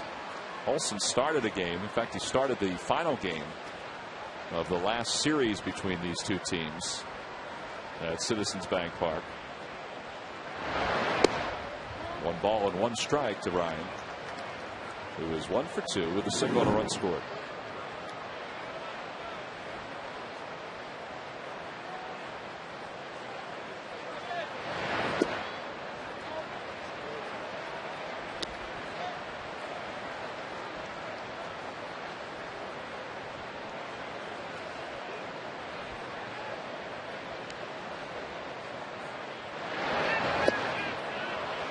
Ball was dropping right where Ryan wanted it, on the inside part of the plate. Yeah, a little change up, took some off of that pitch. See Olson's numbers. This guy has a pretty good arm and still not able to control his stuff the way he would want. Boy, pretty close. That's a lot of at-bats for Ryan Howard against Scott Olson.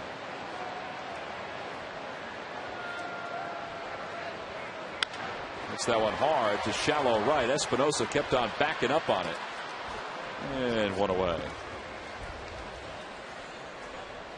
So 1 out here in the bottom of the 5th. Phillies are on top 6-1. I want to ask you, Sarge, about the first inning. Phillies are down 1-0. And then all of a sudden they come out and put 6 runs on the board in the first. I mean, how does that make a team feel? Makes them feel great, especially getting a gift like that, and Oswalt following it up with a line drive hit. And then to jump on them and get those early runs makes that whole team feel a lot better, and especially Oswalt, who hasn't been getting a lot of support. But he can pitch with a big lead or no lead, to be quite frank. Well, I think that sometimes when you fall behind in the first, you start to scratch your head saying, oh, no, is this not going to be our night? So it's always good to answer right away. Well, it is, though, but they've been playing pretty good over the last few games and getting more and more confident. Jason Worth sends one in the air. Forget about it. That one is gone. Wow. Through the wind, Jason Worth with his 22nd homer of the year. I had my head turned, but that just sounded good. Well, you can always tell with the sound where the ball is going. There's no doubt about it when he hit it.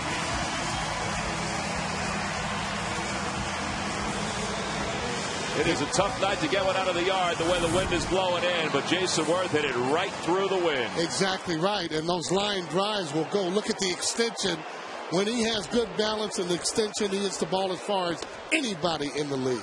And Copper O'Brien of Newark, Delaware, you've just won $100. Compliments of Jason Worth and the McDonald's home run jackpot.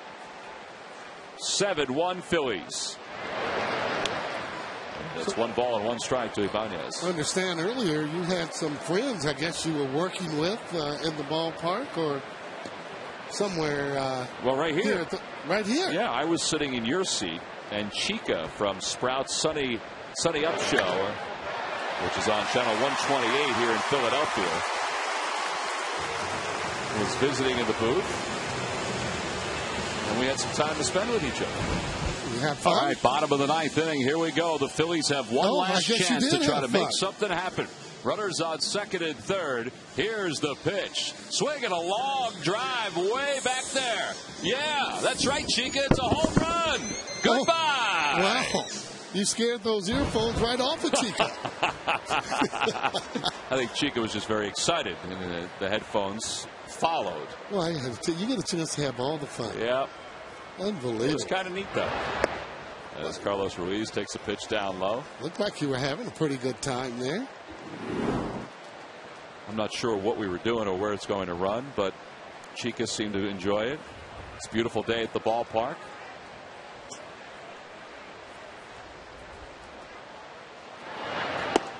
1-1 to Ruiz. How was my acting, Sarge?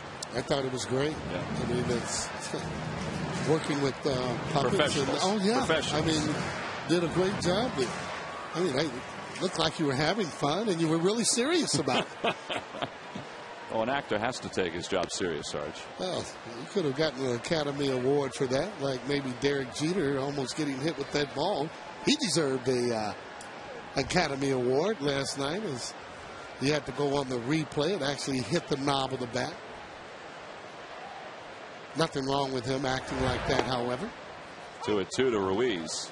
Now, what Sarge is talking about is an at-bat against the Tampa Bay Rays in which Derek Jeter acted as if he was in, well, dire straits and an awful lot of pain.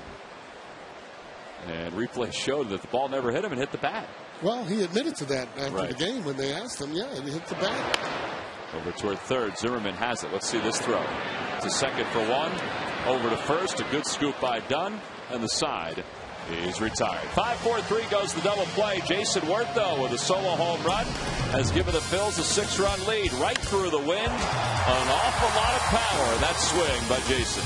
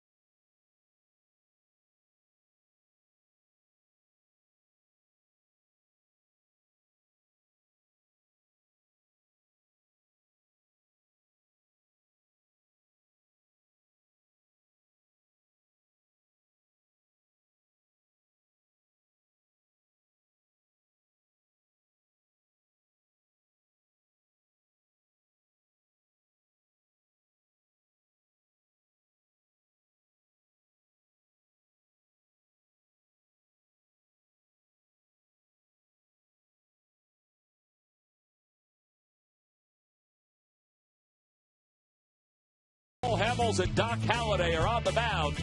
Bats disappear. At the end of July, this duo of ours became a trio of terror for opposing hitters. Control, domination, determined, and astonishing is just the beginning of the ways to describe their performances. Like the triangle, visitors have been approaching with caution. And that unknown is brought to you by Independence Blue Cross. We're here for you every step of the way. Well, tonight, the portion of the triangle that is Roy Oswalt has thrown 5 innings, 5-hit ball. He's allowed 1 run, and his team leads at 7-1 as we go to the top of the 6th. Roy Halladay, who pitched in the finale of the series against the Marlins, leads the National League in wins with 19. And he'll start next time against the Atlanta Braves.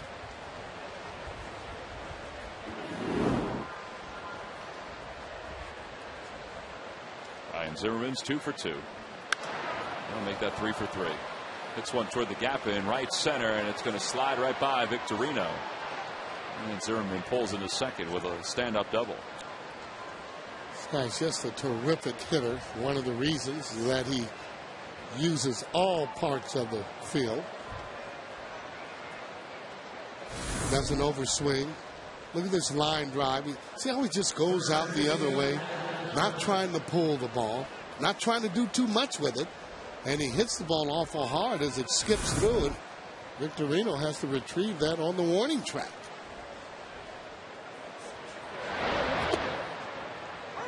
That could be the first curveball that Oswalt has thrown tonight. Well, he'll mix them up, but he'll only use it when he thinks he needs to on a particular hitter. Good pitch. He just asked Alfonso Marquez where that pitch was. Asked him, was it inside? And he said, yes, it was. But You got to stay with that pitch because the ball tailed back. I thought he got plenty of play. Sounded like he may have broken his bat. Polanco down the line into foul territory, puts it away. Roy Oswalt has won 1-2-3 inning tonight, and every time the Phillies retire the opposing team in order, Comcast will make a contribution to Phillies charities. Phillies baseball is brought to you by the Xfinity Triple Play, your complete lineup for digital TV, high-speed internet, and home phone. One gone. Here's Roger Bernardino, who's 0 for 1 with a walk. Now listen, I understand that Chica's a big fan of Will's as well. I don't know if you knew that or not. Well, I didn't know that until today. Oh, you did? Yeah. Okay, so then you did know it. Well, today you found out. Right. I didn't know it coming in. Well, he really is. In fact, Chica's able to mimic Wheels and doing the wheeler. The wheeler? Yeah, the dance that Not Wheels. the dance. Yeah. Going to the count to Bernardino. And that would have to be just precious. Well, not everybody can do that dance. Well, here you go. See the wheeler? There's the wheeler. See, Chica's got a down pat. Oh, my goodness. Oh, boy, he's going to like that. Well, then again, maybe he won't. I think he'll enjoy that. Okay. I just can't beat fun at the old ballpark. Broke his bat, back to the mound. Oswalt turns and has Zimmerman caught in a rundown. Polanco tracks him down. Even with a 6-run lead, he's going for the lead runner. If you're Zimmerman, that's just not a smart play. No, not a smart play because you're behind, looking for the ball to actually get through. He took off when it was hit.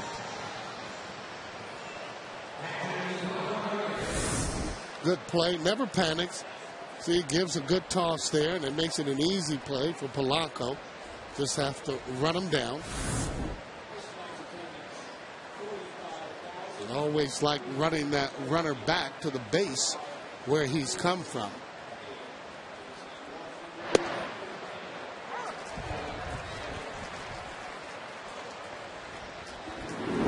Rodriguez not happy about that strike.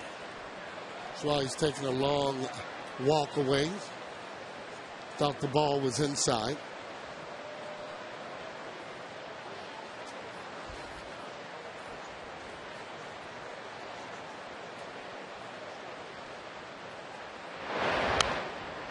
Oh, into the count to Rodriguez.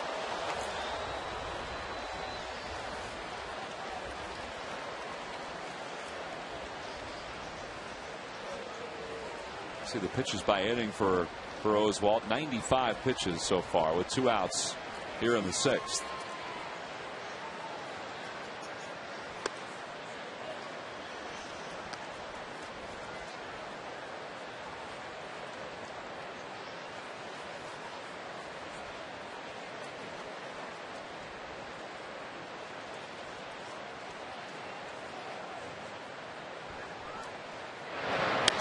Boy, he had him out in front on that breaking ball.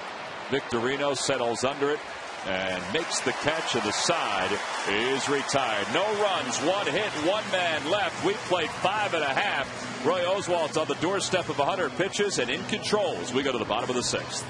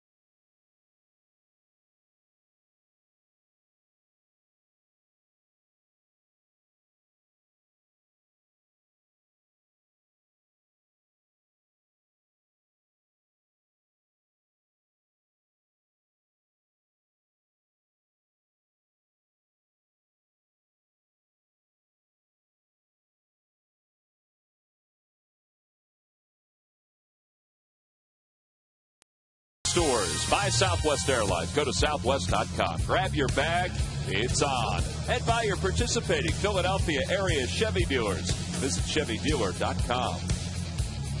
Last of the 6th. And those girls love the fights.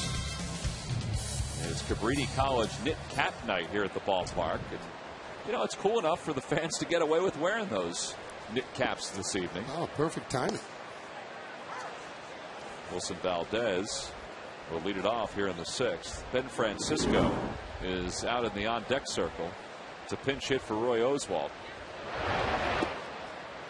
Surprised by that, Sarge? No, I think it's a smart move when you have a lead like this to be able to save all the bullets you can for your starting pitcher.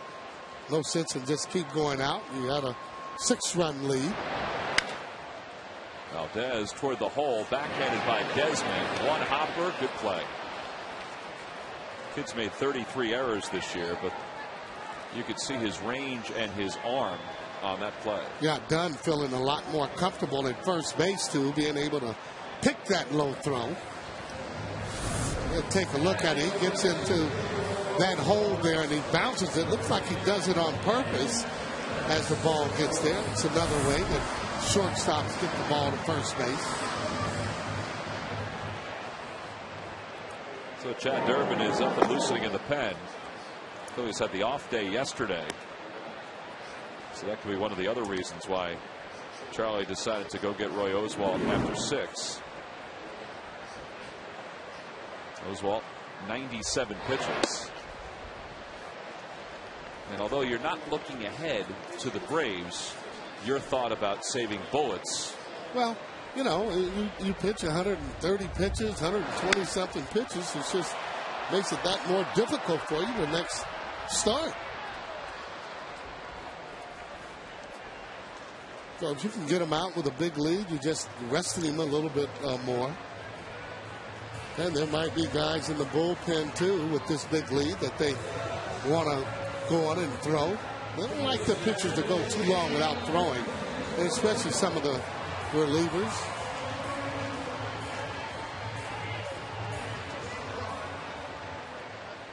Now sometimes that backfires because a starter is doing so well. You know, if you're a manager, it could be a tough decision to take him out of the game. So I think Charlie feels pretty comfortable with the way things are going with his pen. Yeah, not only that, though, usually the veteran pitchers, he'll go up to him and ask him, hey, what do you think? How do you feel? You know, I'm thinking about doing this or that. He might say, hey, listen, I can give you another inning or so. I'm feeling good. Or, hey, that's fine. But that's the respect that you get from veteran pitchers that have been there for a long time, such as Roy Oswalt. 1-1 the count to Victorino. And it's 1-2.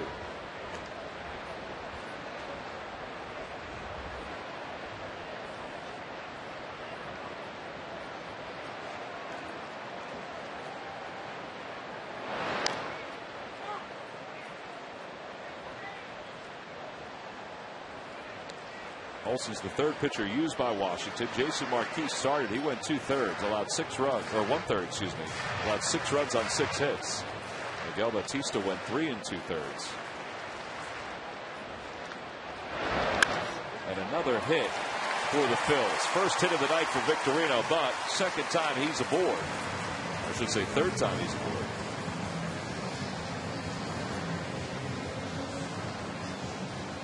So a 2-out single. Hey, host your next corporate or social event here at the ballpark. Citizens Bank Park offers a variety of unique spaces and on-site catering available year-round for many types of functions, both large and small. Take advantage of all the ballpark has to offer. Tours, message board usage. Call the special events department at 215-218-5100 or log on to Phillies.com for more information. Polanco takes a changeup for a strike, and it's 0-1. By the way, that hit by Victorino increases his hitting streak to 10 consecutive games.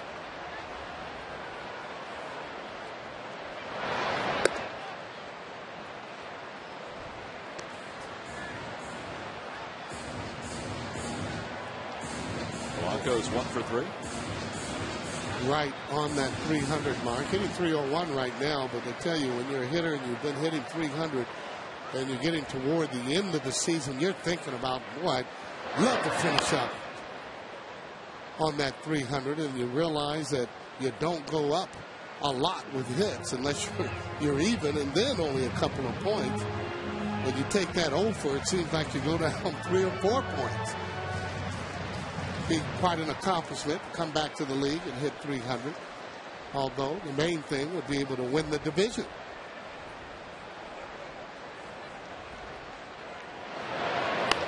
On the hands toward the middle, and Desmond will flip the second, and the side is retired. So the Phillies do get a base runner. They leave one. We've completed 6. It's time for the 7th. Phillies will dip into their bullpen for the first time tonight.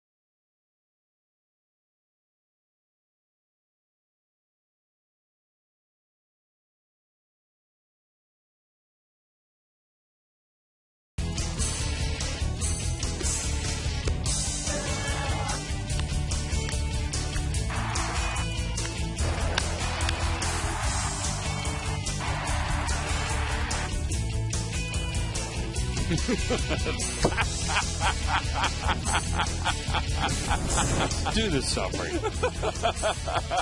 The Verizon Wireless game summary? Yeah, just do it. That's ridiculous. Roy Oswalt, 6 innings, 7 strikeouts. Jeez. Chica's a big fan of yours, Wheels. Who? Chica. That was the chicken? Yeah. Yes.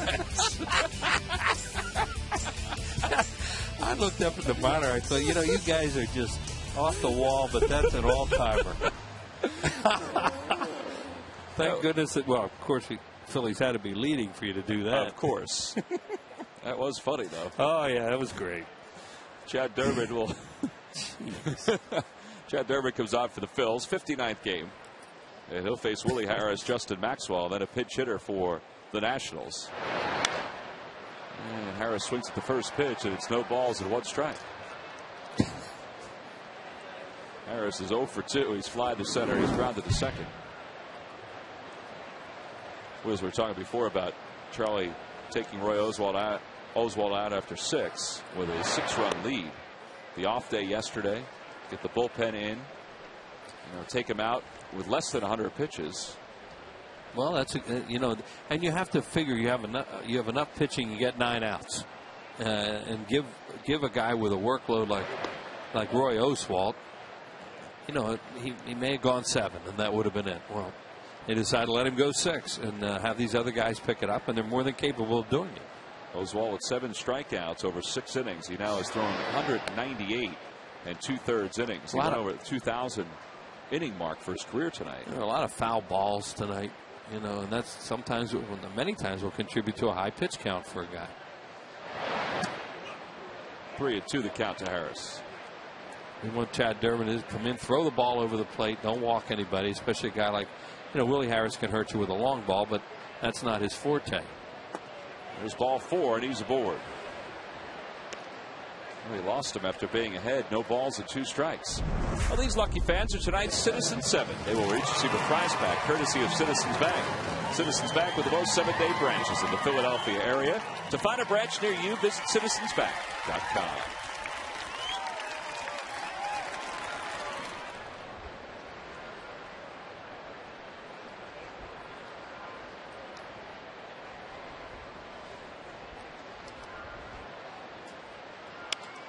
Maxwell lines one to center. Not deep, and Victorino makes the grab for the first out. And that'll bring Adam Kennedy to the plate. So Durbin gets the second batter with a runner at first. We last saw the Nationals. Kennedy was playing second base every day for Washington. But they think they have a good one in Espinosa, so Kennedy has seen his time at second base dwindle over the last couple of weeks.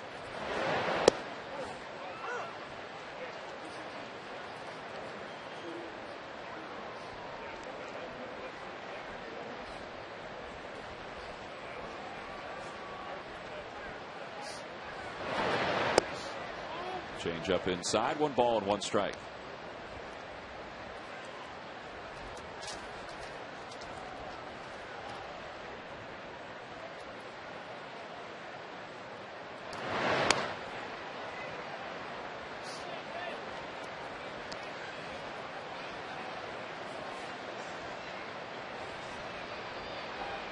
Not including tonight, the Phillies have won 16 of their last 20 ball games. They were 17-3 in their last 20 road games. But it's here at home with these next 9 games that they're trying to pad their lead. Yeah, they struggled on the road this year. Early, well, not early. It got, going into St. Louis, Chicago right after the All-Star break. It could have gone 0-8 in those 4 games there. Yep. When you think about the Cubs threw a game away that the Phillies won, and then they got one. Phillies got 1 hit in that extra inning game, and they wound up winning an extra innings against the Cardinals and won it. Yep. So off the glove of Durbin, that slows it up. Valdez tries to throw out Kennedy, and he does. Wow. What a play by Wilson Valdez. A tremendous arm. 2 outs. That guy is scary. How hard he can throw a baseball. Just a tremendous play. And Ryan Howard's even shaking his head. Here he comes, and look at him just fire that thing and get him by a step. Didn't look like there was a chance in the world. First of all, it was going to be a hit if Chad hadn't deflected it. And then think he has any chance to get Adam Kennedy, and even Kennedy can't believe it. Kennedy was looking the whole way. Look at his reaction. Well, he thought he had a hit twice. First when he hit it because it was a base hit, and now after it's dribbling away like that, he thinks, well, I got another. I definitely have a hit now. Tremendous play. Boy, the Phillies have played some good defense in this ball game. Victorino with his throw, Ruiz with his block earlier. That play by Valdez.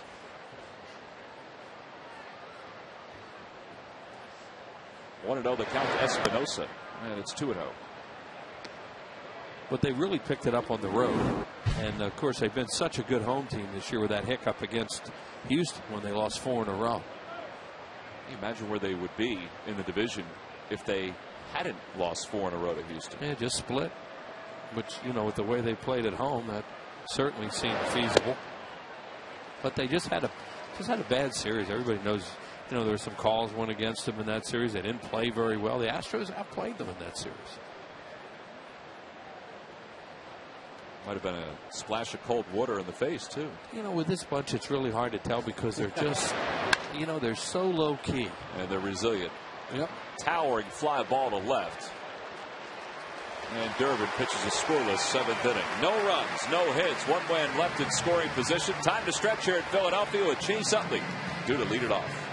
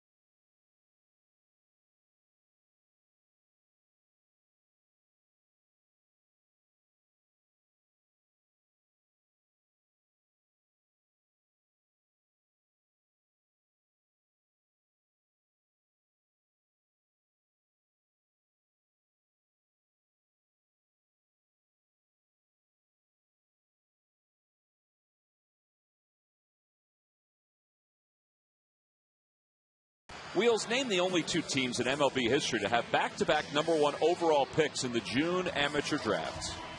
The Rays. The Rays, correct. And this was the most obvious one. I kept thinking, and then all of a sudden it became more obvious. The Nats. Washington Nationals, correct. Bryce Harper this year, Steven Strasburg last year. Tampa had Beckham in 08 and David Price in 07. Log back on to Phillies.com to find out if you're the winner of a Phillies prize pack. Thanks for playing Dodge Stump the Fans. So forget about the Rays because they went to the World Series in 08. And a heck of a turnaround. They took they took Josh Hamilton one year. One time, right? Right. With the #1 overall pick. Well, Doug Slayton is the new pitcher for the Nationals. In fact, Bryce Harper, I believe, is starting to play some instructional league games right now for Washington. He's going to play in the instructional league for them. Slayton on the face, the lefties. Chase Utley, Ryan Howard, and he delivers a strike, and it's 0-1. Bottom of the 7th, Phillies lead at 7-1. Phillies lead the division by 3, 86 wins, 61 losses. The Braves are winning up in New York, but the Phillies, they just want to keep on winning. But they got 6 unearned runs with 2 outs.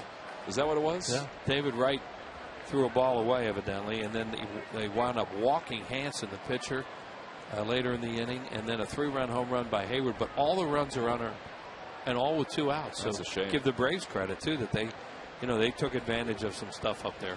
The Hayward home run was a long one, but then again, they're all long. Yeah.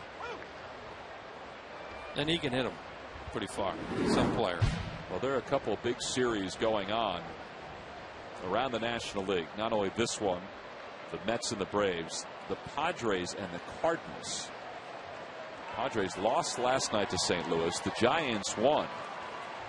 And the Giants took over first place in the division. And then the other one is Colorado is in Los Angeles later on. That West is going to be it's going to be a heck of a race the last couple of weeks. Yeah, the Giants get the Brewers for the weekend. Right.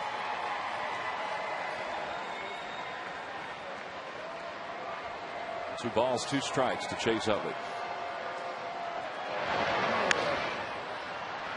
Quick swing, and he pops it up behind the third base bag. And Zimmerman takes care of it in foul territory.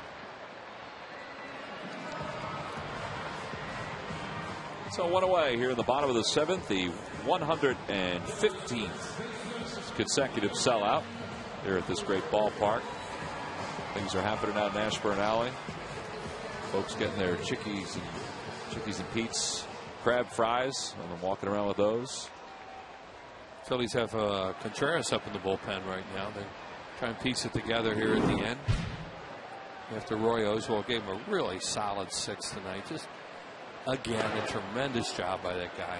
What an addition.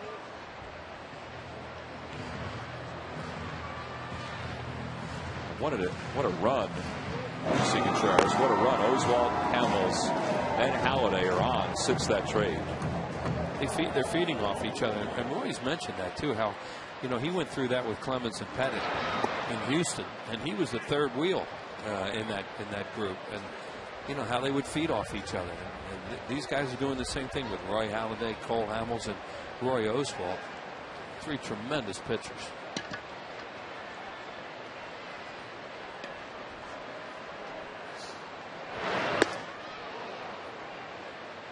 Two and 1 the count to Ryan Howard. Kyle Kendrick will pitch tomorrow for the Phillies. Yeah, and hopefully he can just go out tomorrow and know his team's scoring runs right now like they normally do for him. Just go out, relax, and pitch a good ball game here and see if they can. They have to win this one yet. They haven't won it, but see if they can win tomorrow night, one day at a time. And he'll be opposed by Jordan Zimmerman, a young kid who's just coming back from Tommy John surgery. Yep. 3-1 to Ryan. Sunday it'll be Joe Blanton. And then the Braves come in for 3.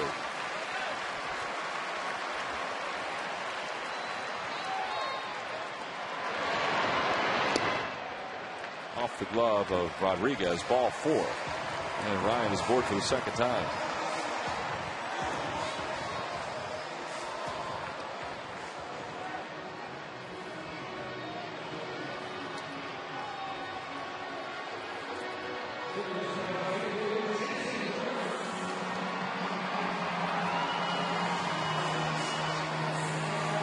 Here's Jason Worth. He homered his last time up. We talked about how hard it would be to hit a home run. Well, if the wind wasn't blowing, Jason's ball would have probably gone into the second deck. Yeah, he Harry the Case. He hit that one pretty hard. He sure did.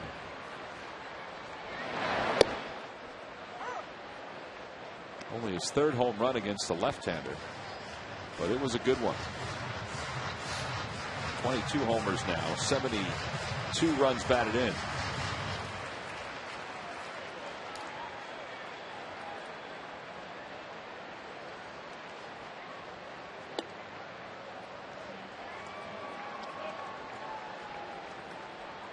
By the way, I mentioned how important those other games are in the National League. Padres are losing to the Cardinals 5-2. That game's in the bottom of the second in St. Louis. Cardinals have the bases loaded at this point. Toward third, Zimmerman flips it over to second for one, and around the horn double play. So the Phillies are set aside here in the seventh. No runs, no hits, nobody left. We go to the eighth here in Philadelphia. It's the Phils 7, Nationals 1.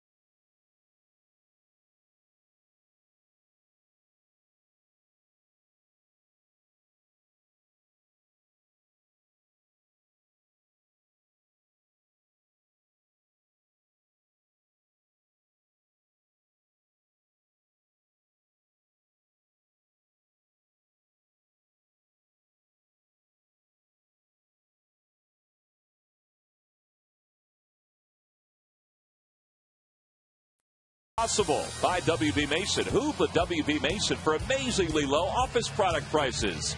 And by Thomas Jefferson University Hospitals. Call 1-800-JEFF now. Well, nice night at the ballpark, and even better because the Phillies lead it 7-1 as we go to the top of the eighth. Jose Contreras in his 62nd game. 4 saves, and he picked up the save in the finale of that series against the Florida Marlins.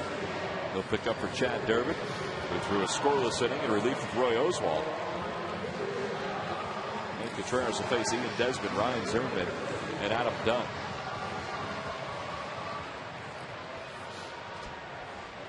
After tonight, the Phillies have 8 games left here at home.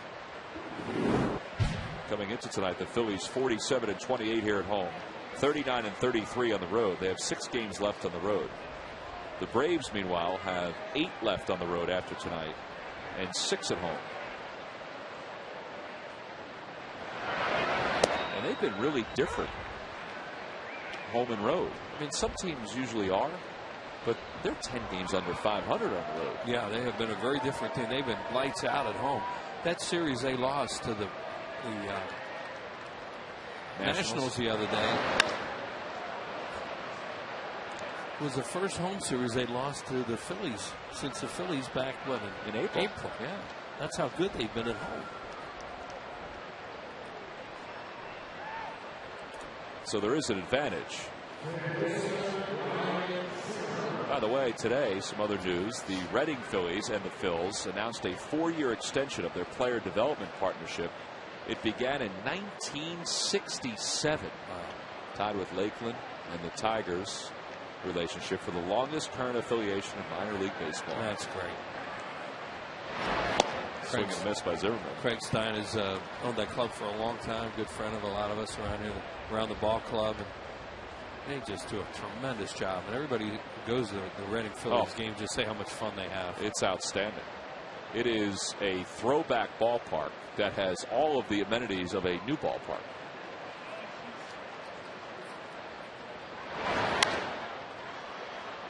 Zimmerman slices it foul down the right field line and out of play. Speaking of the minor leagues, the Lakewood Blue Claws. Game 3 was rained out last night. Game 3 is in the bottom of the 7th with Greenville, tied at 1. The series is tied at 1. Best of 5. Best of 5. In fact, they'll play tomorrow at Lakewood and Sunday in Lakewood. Outside, 1-2 the count to Zimmerman. So the bus rides are over for the year, huh? Those long bus rides are over. And that also is a beautiful park. The other guys got to get home still. Yeah, we don't worry about the other guys. Yeah, we're not worried about. Good point. We're not worried about the Red Sox single A affiliate. Off the end of the bat, that's going to be a base hit for Zimmerman. So back-to-back singles for the Nationals here in the 8th. He's had a big night. He's 4 for 4.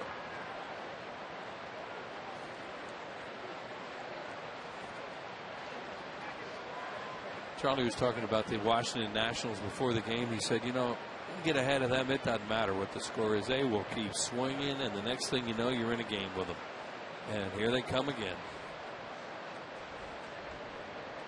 That's what he's just sitting there thinking, I've seen this act before. He's sitting there thinking, I need 6 outs. That's all I need. Right. I had to get my starter out of there tonight. It's the right thing to do, and I need my other guys to step up and do their jobs. The starters, the big 3 that they have, are doing their job. Adam Dunn is 0 for 3. He struck out twice against Oswald.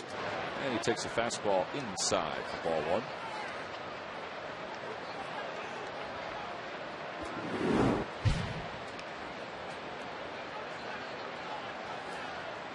Seems like we say this every game, but Ryan Madsen is up. Up here in the 8th. I wonder if Charlie wanted to use him in the 9th. Yeah, it's hard to say, you know, whether, you know, if he could have got a clean inning from Contreras, you know, without any problems here, you know. He could have used Contreras in the 9th, or Baez, or just somebody with a 6-run lead. Now we'll just have to see how this shakes out and what it's like after this inning. 1-1 the count to Dunn. Hitless against Contreras in his career. And it's 2 balls and 1 strike. There's Brad Lidge. He had a little trouble finishing off the game in Florida the other day. Charlie said today he doesn't think it's any big deal.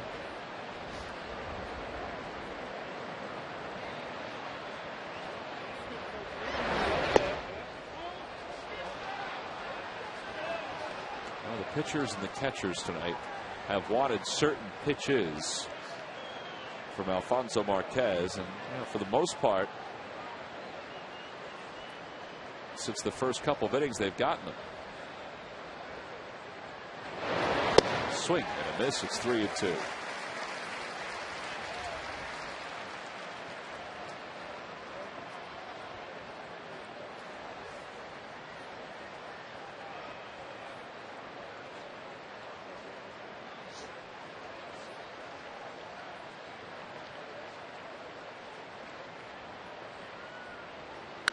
Hit towards second. That could be 2. Utley flips to second for 1. Valdez. That's the softest throw he's going to ever hand Ryan Howard. It's a 4-6-3 double play. 2 away. And he just used a little flip that time because of the positioning there. He had a tough time flashing across the bag to get out on it. You'll see, boy, this is a bullet right at Chase Utley. And see, he takes it backing off a little bit and then flips it. When he flashes across the bag, look out. In that case, he just took a little half step, got rid of it. He can throw it any way he wants to. You know, he knew the runner. He's a smart defensive player. Big high hopper to Ryan Howard. That's a room service hop, and the side is retired. So after a little trouble to begin the inning, Jose Contreras gets back-to-back ground balls to get out of the inning. We go to the bottom of the 8th here at Citizens Bank Park.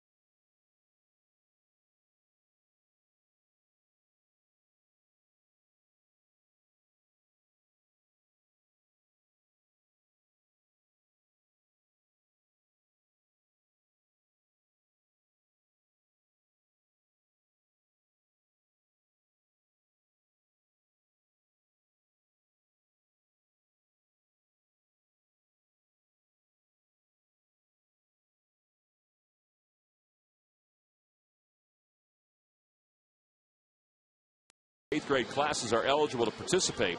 Classrooms receive bookmarks, pencils, posters, and a chance to win a visit from the Fanatic. Teachers should email FANDEV, that's DEV, at Phillies.com for more information. Well, bottom of the 8th inning here in Philadelphia. Sold out crowd here at Citizens Bank Park. Cabrini College knit cap night. And Joe Basinius, the former Phil, is into the ball game for the Nationals. Thrown 1 inning so far. Back at 07 with the Phillies, he appeared in 2 games. 2 innings, no earned runs. That's a good spot right behind the dugout to get some really candid photos. Basinius is a guy they really liked at one time. He had a good slider, thought a heavy sinker. Really thought he was going to be a bullpen piece here, and he hurt himself. Time marches on, and he's getting another chance here. Nice guy. He's one of those young players, you know, you hope he can do well, but not necessarily against the Phillies. They'll face Raul Ibanez, Carlos Ruiz, and Wilson Valdez. See that fastball that came in at 92. That's where he lived when he was with the Phillies, 92, 93.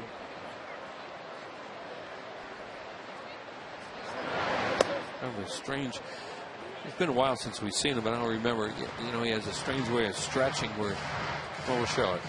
You know, he's kind of side saddle there, and he takes it with an open, with his stance open, and then works off that first base side of the rubber. 95 with that fastball, and it's 2-1. That's what, you know, the Phillies thought he could do for them, was because he had a good fastball and it was heavy and a really hard slider. He had 46 strikeouts and 38 1/3 innings in the minor leagues this year. And he's come out throwing nothing but fastballs, and it's 3-1. 27-year-old, born in Sioux City, Iowa.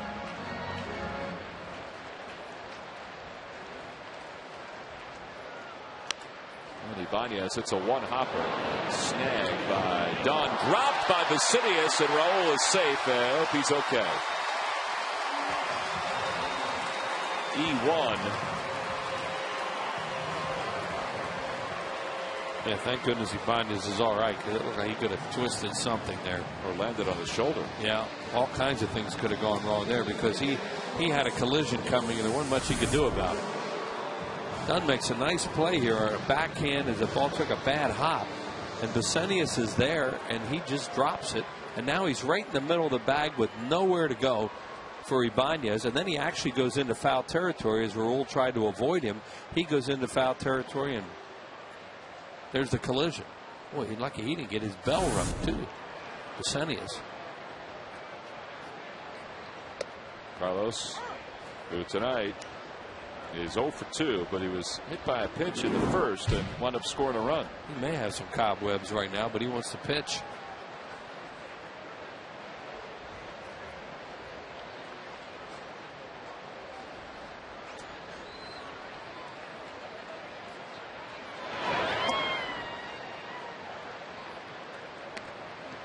Ryan Matson and J.C. Romero throwing in the 10th.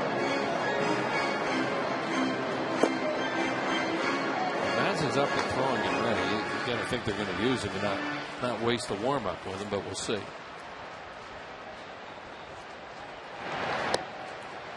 It's the bottom of the order that's due up for the Nationals. You know, I don't know what they're going to do. I should say bottom 6, 7, and 8. Right. You don't know what they're going to do, but normally when a guy gets up and he's in a full windup, a full warm-up like that, and he's one of your key guys, that they almost always use him.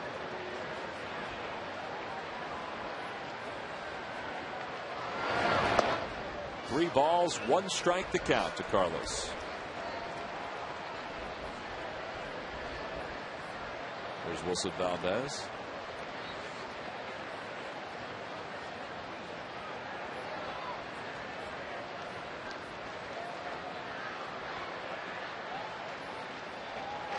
Carlos sends it in the air, deep to left center field. Bernardino going back to the warning track. It is gone!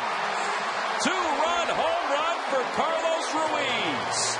It's his 8th of the year, and the Phillies lead it 9-1.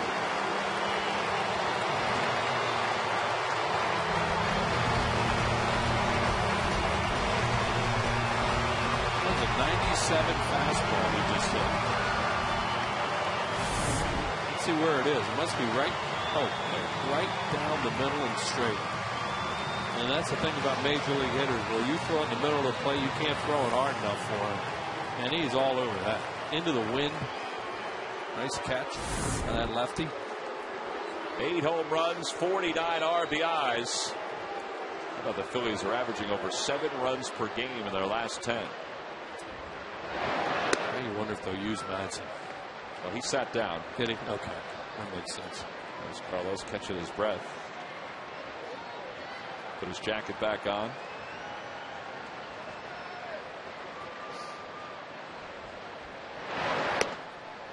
Two and 0 to Valdez. Valdez tonight 1 for 3, an RBI single that brushed the second base umpire Tim Cheetah back of the first.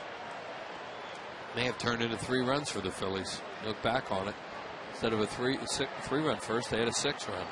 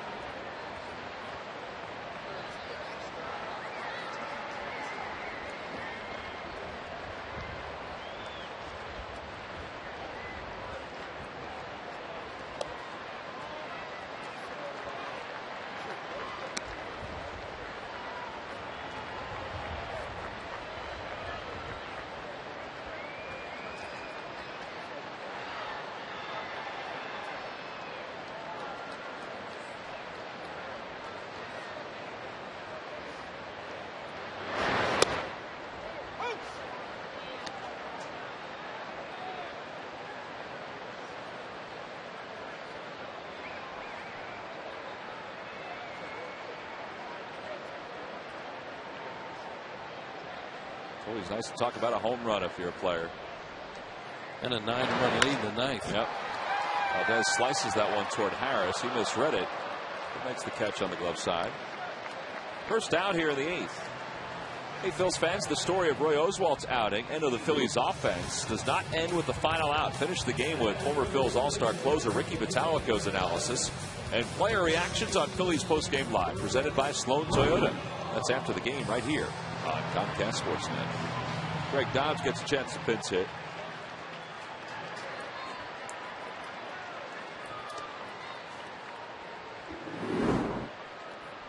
Dobbs hit a home run in his last time up as a pinch hitter down in Florida.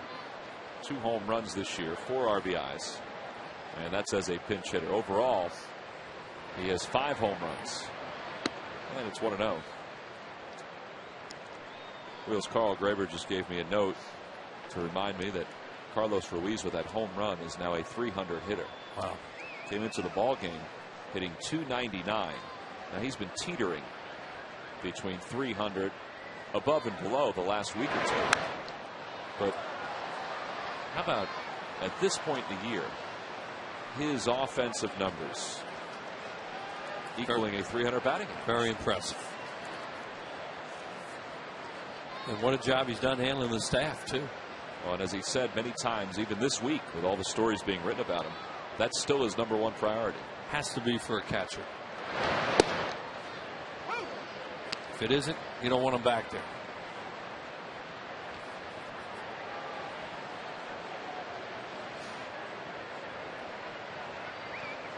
This guy has a presence more this year behind the plate. I mean, it was ever evolving, but there's definitely a presence there. He knows he's good now. It'll take a while up here, you know.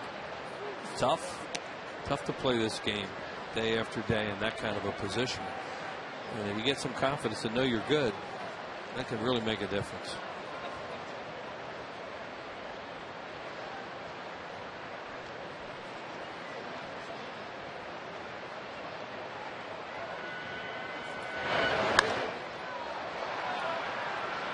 There's a pop up behind second by Dobbs. Desmond, the shortstop, records the second out. There are 2 away and back to the top of the order for Shane Victorino. Looks like J.C. Romero will pitch the 9th inning. He needs to get into some games, get some work, get some people out, and contribute because they really need him. Romero and Antonio Bastardo The only lefties in the pen, but Romero has the most seasoning. No doubt his playoff experience, because he's been part of the runs for the Phillies the last few years. Victorino takes one for a strike. Shane is 1 for 3.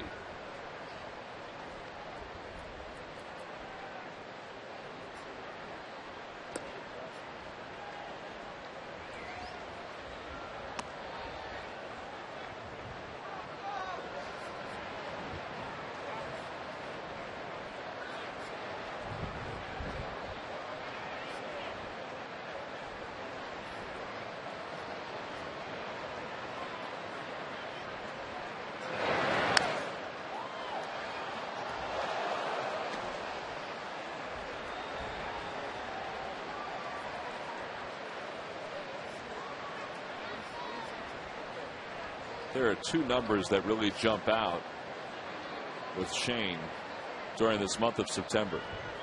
15 runs scored and an on-base percentage of .451. That's getting it done.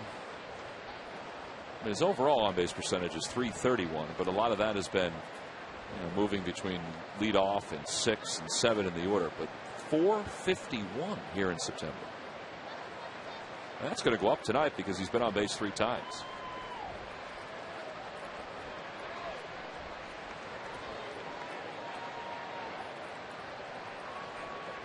Well, we've taken over the leadoff job, done a heck of a job.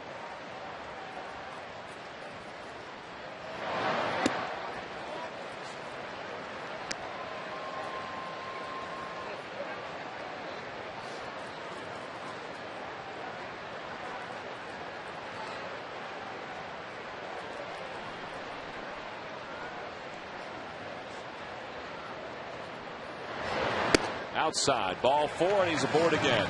Second time Victorino has walked tonight. He stole a base earlier, but at this point in the game you don't steal, and comes Jim Riggleman out. Nationals do have bullpen action. They had Colin Ballister up and throwing. Well, this stoppage of play gives us a chance to remind everybody that available now is The Phillies, an extraordinary tradition. It's a hardcover coffee table book, which is the definitive pictorial history of the Phillies. It features over 400 photos, plus rare pieces of memorabilia. You can get it at the Majestic Clubhouse store or online in the fans section at Phillies.com. The Phillies are hoping that they have to add another chapter to that book with the end of this regular season and hopefully postseason. There's Ballister.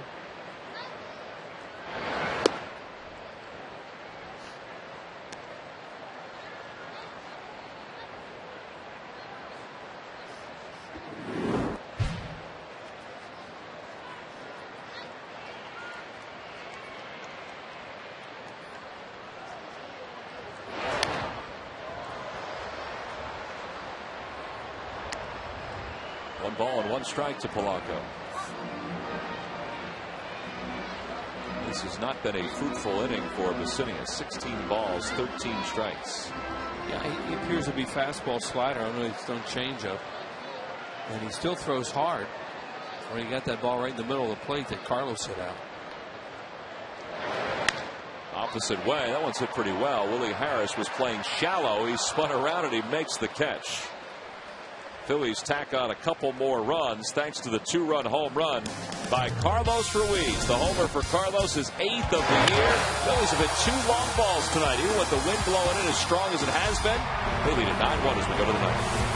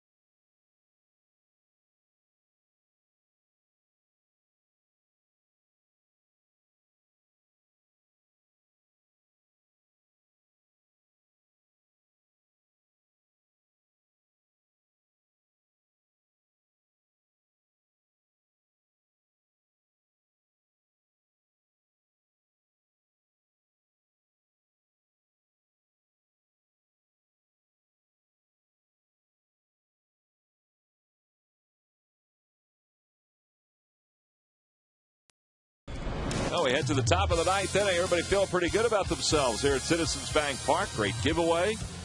And an 8-run lead. It's 9-1 Phillies. Another double-digit attack for the Phillies with hits. And J.C. Romero, 54th game for J.C. Trying to get the last 3 outs and give the Phils a 5-game winning streak going into tomorrow's game here at Citizens Bank Park. CJC, 54th game, 1-0, a 3.66 earned run average. He has struggled somewhat lately just with his command more than anything else. And he'll face Ivan Rodriguez, Willie Harris, and Justin Maxwell. Those are the scheduled hitters. But Will Nieves, has come out of the on-deck circle. Rodriguez tonight 1 for 3. And the first ball fastball is upstairs. It's 1-0. He got a leadoff double. They did not score in that inning. Only run they scored was in the first inning after bunting over the leadoff guy. And then a base hit by Zimmerman. Espinosa got on. They bunted him over. Roy Halladay or Roy Oswalt. We're talking about him tonight with the foul balls. He had 22 of them. That's a lot of foul balls. And that really adds up to, he had 7 in the fifth inning alone. So that's just one of those things that really builds up a pitch count. Grounded to second. Should be an easy play for Chase. 1 away. A reminder that this game will encore tonight at 10:30 on the Comcast Network. And Phillies coverage on Comcast Sportsnet continues tomorrow against the Nats. Coverage begins with pregame live at 6:30. That's right here on Comcast Sportsnet.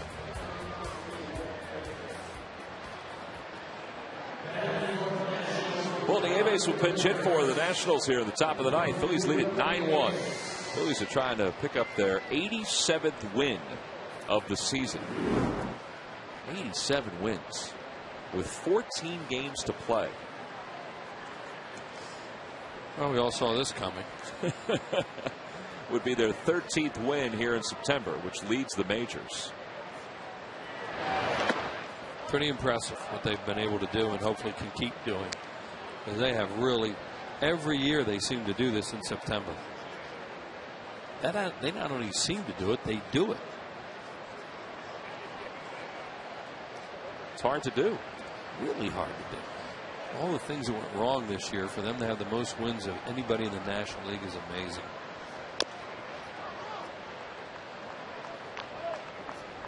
Well, there you see it. Maybe that's why we should have seen it coming, but not like this. 17 wins in each of the last 3 Septembers and 12 already here in 2010. And they need to go past 17 to keep going. Way past it. Yeah. 1-1 in Nieves.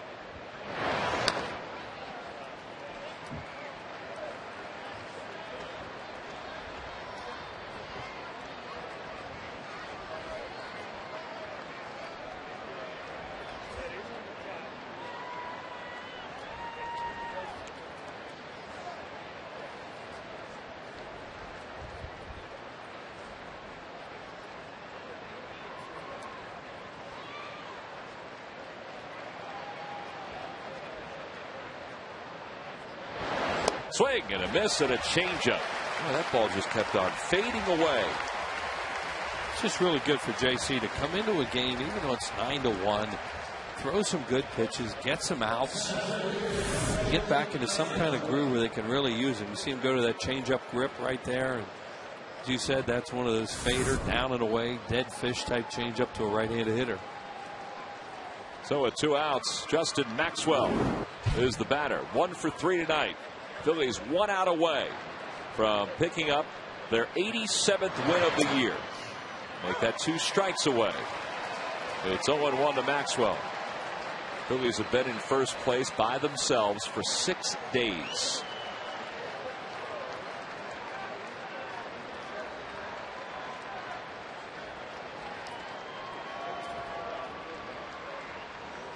Another changeup. 0-2 to Maxwell.